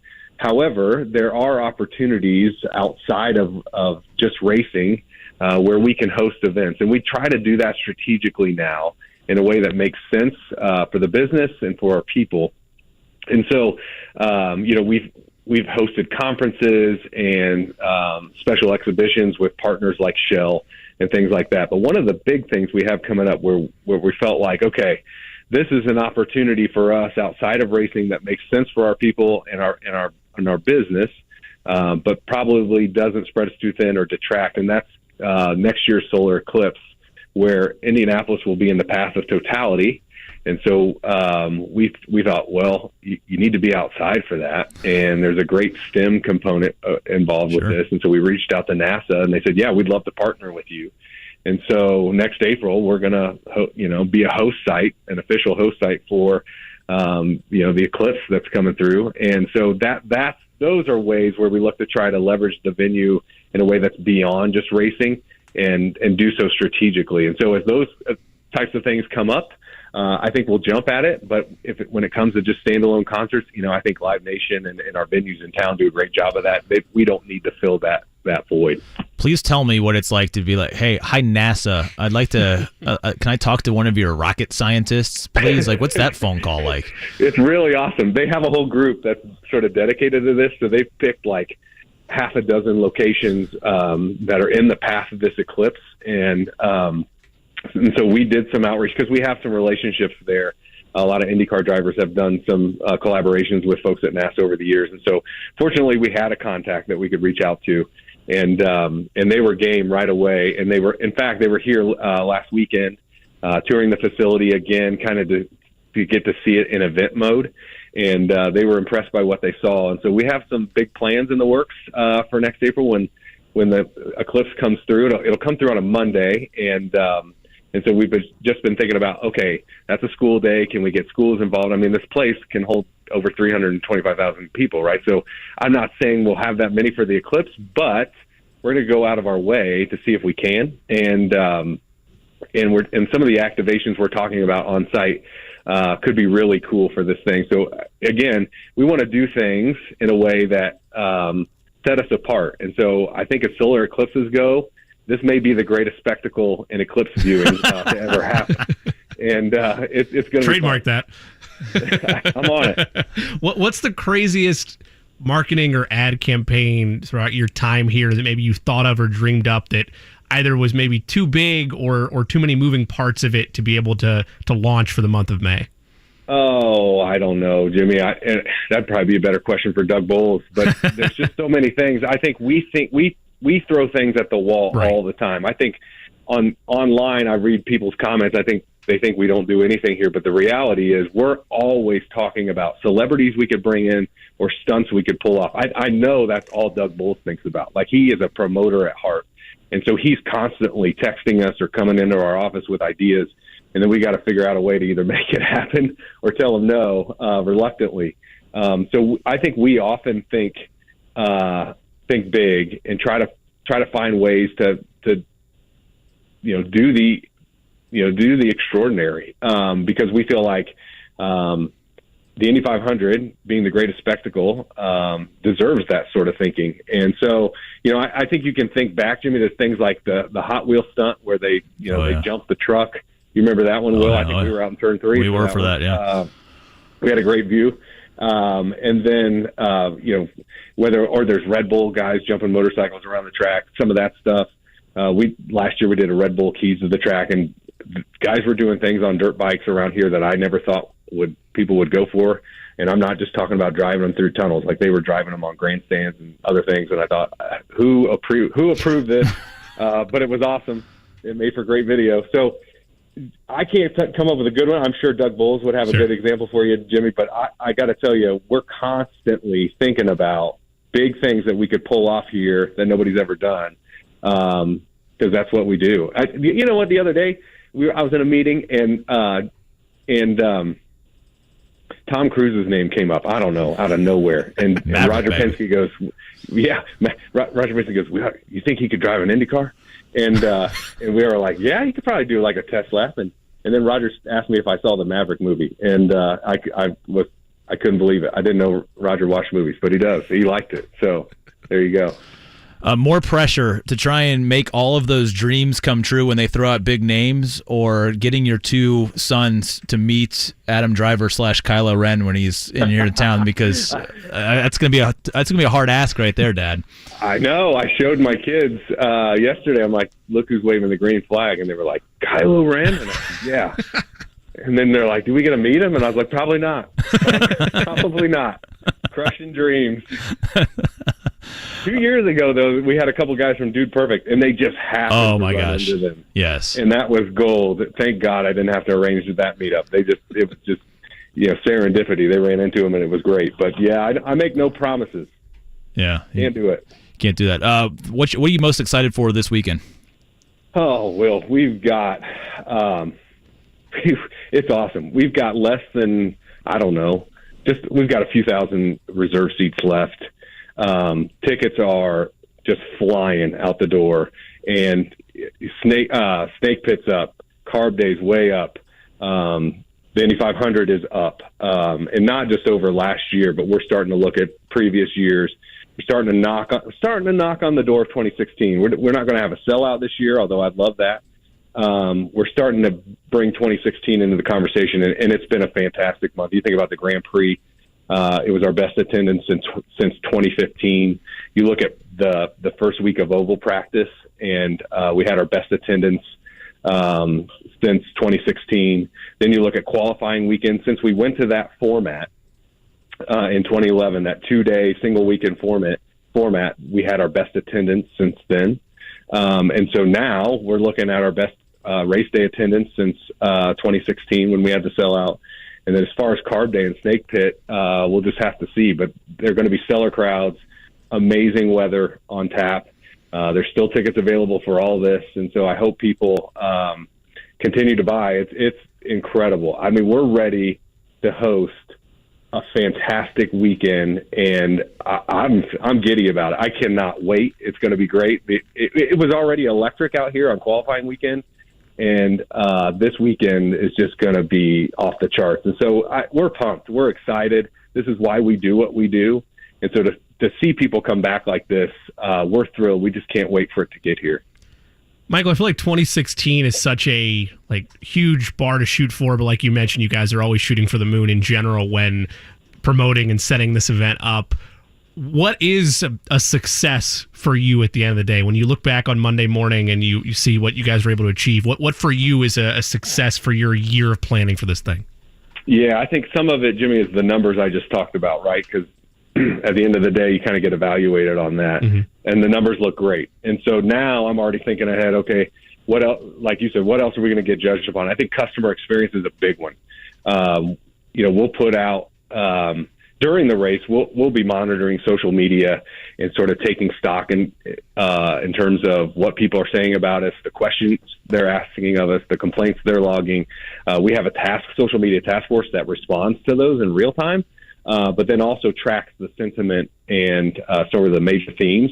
And so right away, we'll have some anecdotal data in terms of how it went. And then we do post-event surveys that our ticket buyer is really great about opening and filling out and returning digitally. And so that will be interesting. And I got to tell you, our Net Promoter Score for the Indy 500 is off the charts.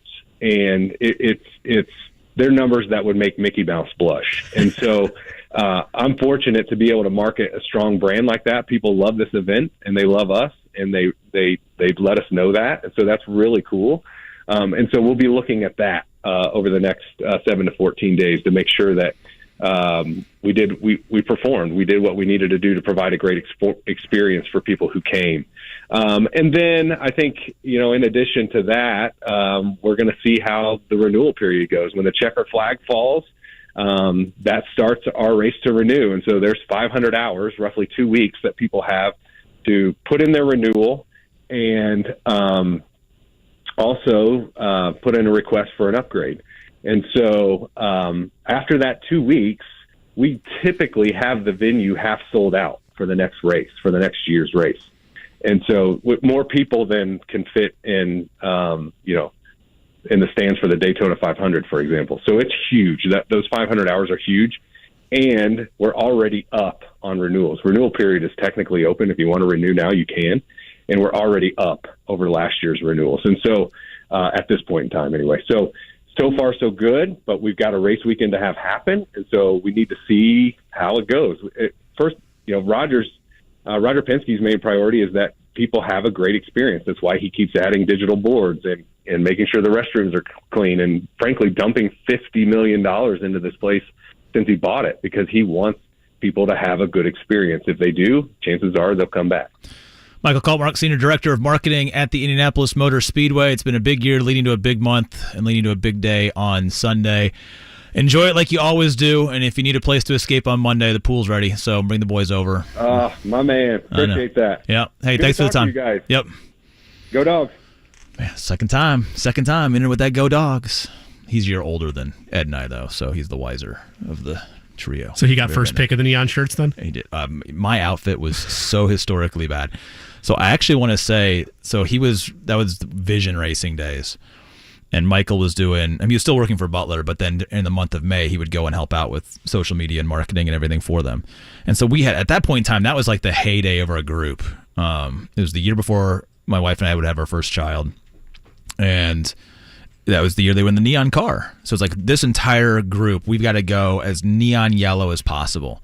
And Michael, I think, actually made neon yellow Vision shirts, but I didn't know that these shirts were coming.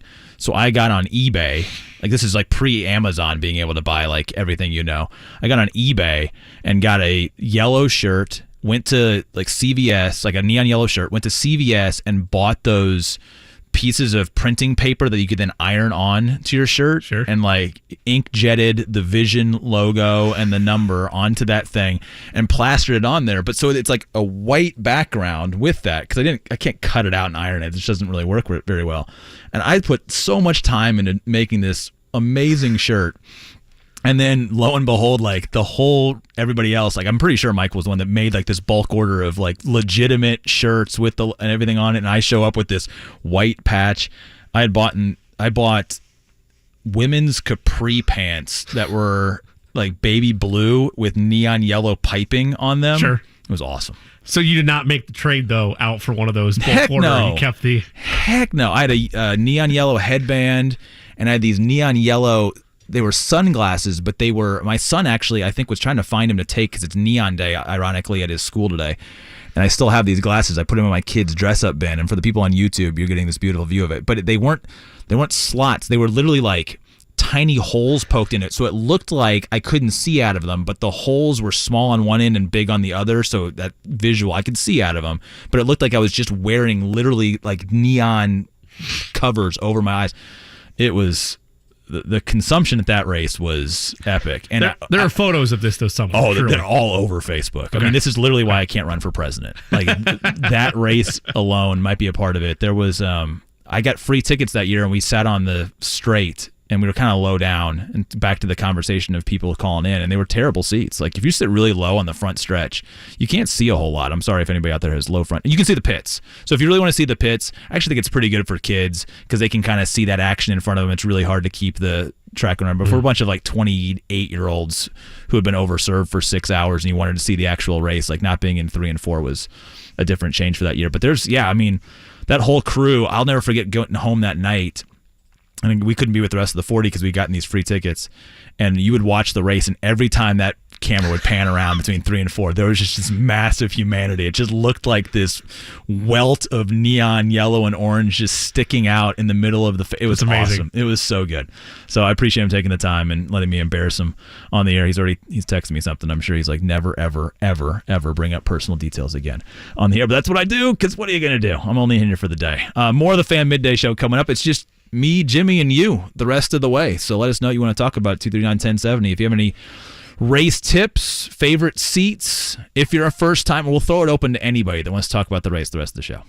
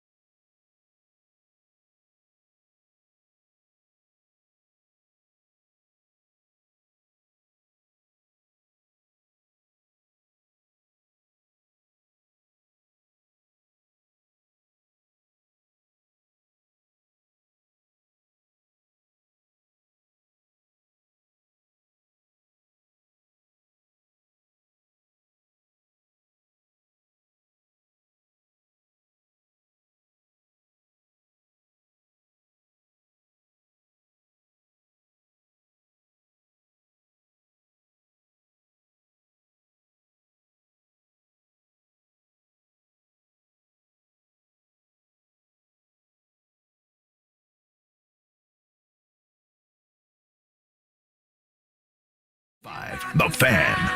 Who was the one that did the time? Was that a Saturday Night Live sketch? It wasn't a mocking. It was more just a, how Cher sounds. Actually think that is my wife's karaoke song. If that was on the test, if we were doing the Newlywed Game, I'm pretty sure that is her karaoke song. That's good. That's really good. Eddie, we did not plan this, but my desired karaoke song literally followed the next segment, but what I think is my go-to wife's. Eddie actually runs TikTok. You don't know that, but he's big in data mining.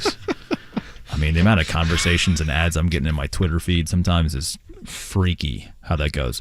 We're now at talk whatever you want to talk about with the race, right? So let's go to the phone lines again. We have Daryl there. Hey, Daryl, what's up?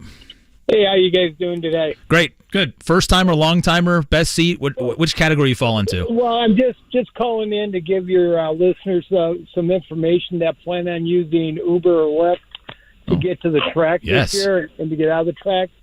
In the past, Uber and Lyft used to have a designated route to get people in and out. This year, they will not have a designated route. So if you're going to use that way of transportation, you might want to request a Lyft or an Uber early in the morning and make sure you get there early, because if you don't, you're going to get stuck in traffic. Yeah. Also getting out of the track, there'll be one spot only where you can get a ride out, and that you'll be notified when you request to drive where to go to get in that car. So there's only one location after the race where you can go get a ride out of the track. Are you a driver, Daryl?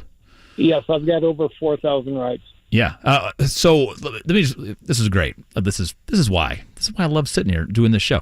So I'm assuming that just based off of how you were sort of phrasing this is a more difficult path for you this year to get people to and from.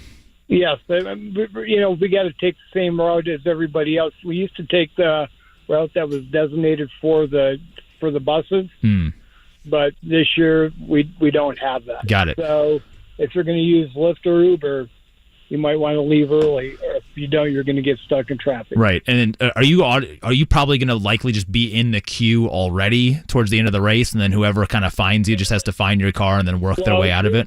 There's going to be a pickup location at the track where you have to go to get in the car. Yeah. So if you're not almost there, don't request the ride, because that driver's not going to sit there for 20 minutes when there's going to be thousands of people requesting. Right, they're going to take the person that's already there. That makes a ton of sense. Yeah. Well, Daryl, thank you so much for the phone call. That was phenomenal information. I mean, look at that. Yeah. Any other PSAs that are out there? I mean, we are giving the people what they need here today to get them ready for the 107th running of the Indianapolis 500. Jimmy, you're just look at the big smile on your face. I mean, this is just together. We are together in this, Indy. United, ready to roll for the 107th running. With the greatest spec one racing. All right, what stupid sports story you want to talk about now? Well, I had a good one, but I was so enamored with Daryl and the Uber aspect of trying to plan out the rideshare program that I partially lost it. So I'll ask you this, Will. How bummed were you the Colts didn't get any primetime games? What have they done to deserve a primetime game? Like none. Actually, I can't remember. Don't use that one, because I have plenty of other teams that got 4 that you could argue maybe don't deserve. Sure, I'll make that case. But I can't remember whose take it was on this. It was that said, well, you know what? At least we know they're on at 1:00 every week. Like I can plan my schedule accordingly. I don't have to worry about staying up. Remember last year? What was the Pittsburgh game? That was a Monday nighter. That was a Monday nighter, and it was like just an awful. They lost that game, right? They did. Kenny Pickett came back and beat them. And I mean, I was tired the next morning, and it was like one of those. I'm not saying this is going to be a disappointing season. Like optimism, I'm glad we've talked ad nauseum about the Colts, and we're thinking, God, for Pete's sake, over. I don't know, over. To be clear, I wasn't asking you. I was just sharing. I know what you're sharing. I think it's just great to have optimism around a building of momentum, and who knows if it's actually going to work out for them. But they haven't done anything or provided a reason to put in that spot. So I'm okay with the idea of just being like, hey, it's a 1:00 team. Like in the fall when the weather's still nice, I'll be done and be able to go outside and play a little golf after the game is over with. I'm not going to, hitch my wagon to a game that is meaningless but keeps me up until 11:30 at night. Like you and I have had this conversation a lot. Like it's hard to when you get old, it's hard to stay up and watch sporting events late. So yeah, good for the Colts. I'll be able to watch every game start to finish this coming season. Remember the Thursday nighter in Denver? What was that? 2-1 was the final in that one last year. 4-3. Oh, like the field goal game? Yeah, yes. 5-2 or whatever it ended up being. It was a little higher than that. Thankfully, I was in Vegas working that week, and so I was able to stay up and watch the rest of that. Oh, I couldn't imagine. Thankfully, question mark. Because of that's right, because of timing. Like, if I had been here, could you imagine having to stay up to? Many of you did. Massive regrets. And if I could buy you a beer at the 500 this week, I totally would. Who we got next? Let's go to Aaron. Aaron, how are you? Hey, good afternoon, fellas. How you doing? Hey, I got a couple ideas, one for the NFL marketing and one for the Indy 500. NFL, they always worry about players leaving their cities, for bigger money, and they can't afford them under the salary cap. Why don't they come up with a salary cap for every position? One for offensive line, one for defense, quarterback. That way they can save their players for each individual city. And as far as the Indy 500 is concerned, if you want to keep young people coming out there, a concert is going to do it by itself. How about a go-kart and a skateboarding series right before the main event? Put it in the infield. You get those professional skateboarders out there, build a ramp, and here come your crowd. And if you really, really want a bigger crowd, do like F1, because right now F1, as far as a diverse crowd, they're kicking Indy's butt. And if you can get some women drivers out there, we got to be able to find a Lewis Hamilton for Indy 500. I mean, it's been too long. We got to do better than just a pace car driver or somebody waving a flag. From the Indiana Pacers or the Colts. There's a Lewis Hamilton out there somewhere, which is already won on the Indy 500 track for the Formula Award. So, I mean, just those thinking about those things, the young people will come. If you want big money, come and get that money. It's there. Better put butts in the seats. Yeah. But if the skateboarding, that will really do it. I mean, just right now. I don't disagree. Aaron, that was a fantastic phone call. I think 3 for 3 on all of the ideas. A lot to unpack there. I'm kind of intrigued by this positional, not to take away from this Indy 500 themed show, but I was really intrigued by the positional salary cap. Could you imagine if it was, what if you're a team that likes to build through you're Chris Ballard, you like to build through the trenches. Now all of a sudden you can't afford your 8 defensive linemen and all of this because of cap. You're forced to go spend on wide receiver or something like that. That was for Kevin. That was not for me. Chris, that was not for me. That was a Kevin Bowen request. Like that would be a fascinating sort of push, because you kind of force every team to build in a similar way, and how they would construct, I think, would be interesting. And then for the other stuff, all great ideas for stuff at the track. I think both of these ideas have one major sort of problem in it, and that is how the sports themselves are accessed and run. So financial issues in the NFL aren't from a lack of money. It's from organizations that are all working together to make as much money themselves, but also limit some of that. And it hasn't been collectively bargained well enough to where we have more money for players and more money for more positions and larger roster spots. This is a completely different show for a completely different time. And then from a racing standpoint, and he's talking about trying to cultivate a pathway to have a more diverse audience that is attracted to an idea of like a Lewis Hamilton. You look at a majority of where a lot of these race car drivers are coming from. It's no different from my sport of golf. Like access to the sport and then the cost of that sport is such a massive hurdle that it really does eliminate the entry point to the sport for a heavy majority of young people. And I don't actually know. This is not the time nor the forum to litigate that conversation. I hear everybody out there. I understand it's a problem, but until you have communism in the sport itself, like it's not going to change. You know what I'm saying? Like means are going to always be that sort of pathway. So I would love to say there's a quick and easy solution to it. The answer is it's not. It's very, very nuanced, and it's not like that in just this sport. It's like that in a lot of other sports. I'm sorry. Now we're getting to the heavy hits. Like What's your favorite seat at the track there, Jimmy, before we start talking about socioeconomic and geopolitical issues? Yeah, I'm not going to try to sit here and pretend like I have a solution for how you would fix that with Indy 500, but in terms of capping the way teams are supposed to spend, like the idea sounds good in practice, but a lot of the confusion or head-scratchingness that you see around the NFL is cheap owners being cheap owners. If you are wealthy enough to be able to own a professional franchise and you're cutting corners, you should have to sell the team.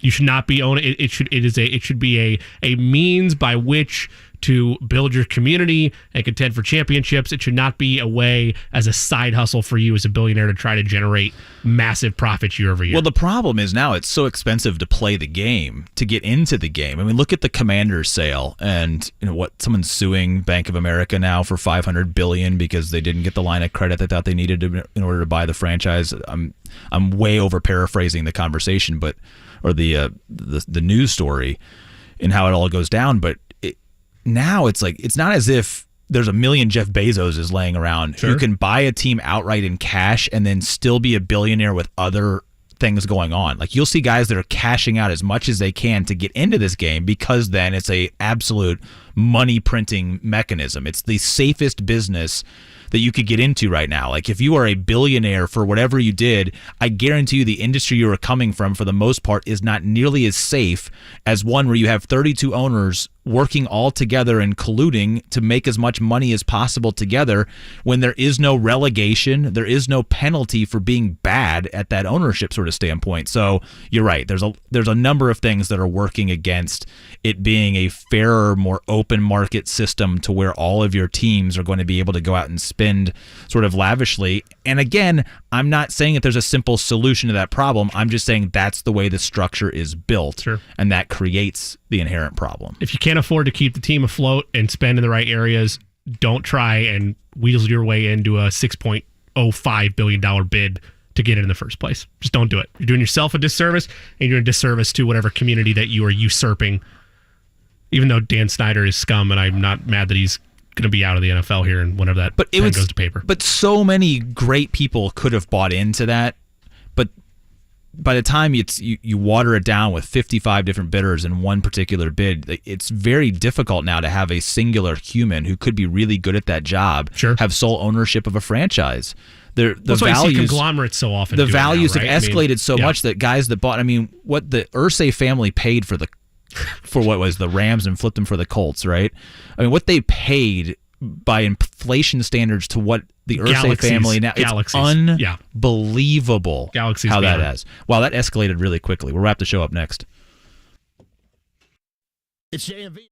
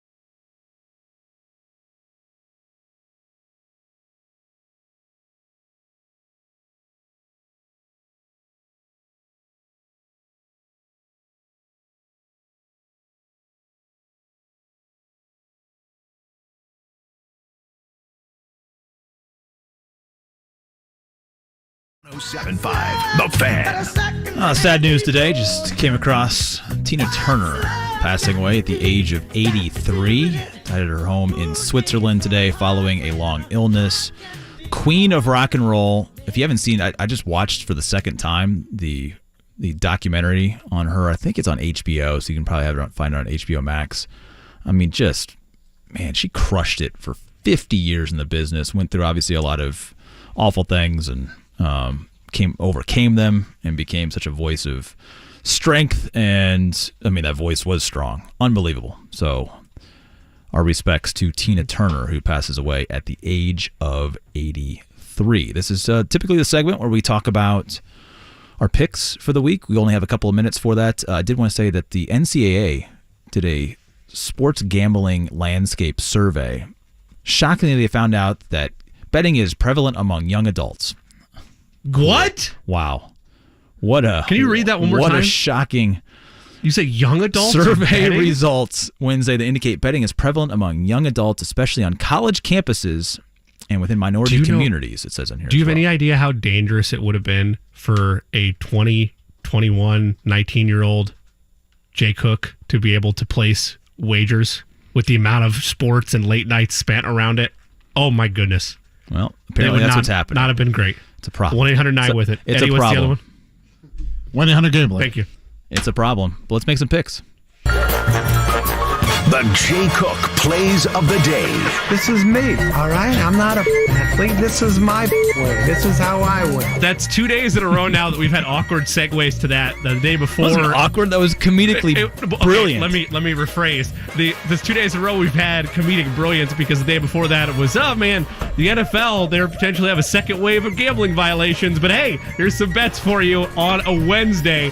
We're going to take the Atlanta Braves on the money line over the Los Angeles Dodgers, laying 1.5 on the Seattle Mariners for the run line as they host the Oakland Athletics. Nasty Nestor on the mound for the New York Yankees will take them on the money line over the Baltimore Orioles. And to close things out, shout out to Brendan King, one of our very own Florida Panthers, going to the Stanley Cup Finals tonight.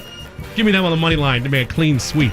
Sweeps are hard in hockey, which is why I'm going the other way. I'm taking the Carolina Hurricanes tonight. All right. I'll take the Hurricanes. I like them tonight. They'll avoid the sweep. I would think they would get one. Barkov is in for the Panthers, which is big. He's their best player. Don't let them get one. Mind the out time here, boys. Mind the out time. Don't let them get one. Don't let them get one. That's got to be your mindset. Is that your only bet? Yeah, I have to mind the out time here. Average winning starting position of the last 6 Indy 500 champions is 4th. We've had 6 straight winners inside the top 8. Starting 4th this year, Santino Ferrucci. There's my pick right there. Lock it in. 15-1 odds. Lock it in at the end of the show. Guys, this was so much fun today. To everybody that called in with your Indy 500 stories, that was special. That was so happy. I didn't even wave the flags today. To all you on YouTube, thank you. Thank you to Kyle Kirkwood, Ed Carpenter, Jay Query, Michael Kaltenmark for joining. Thanks to you guys. I'm Will Haskett. Talk to you next time. Start pre-gaming your 500.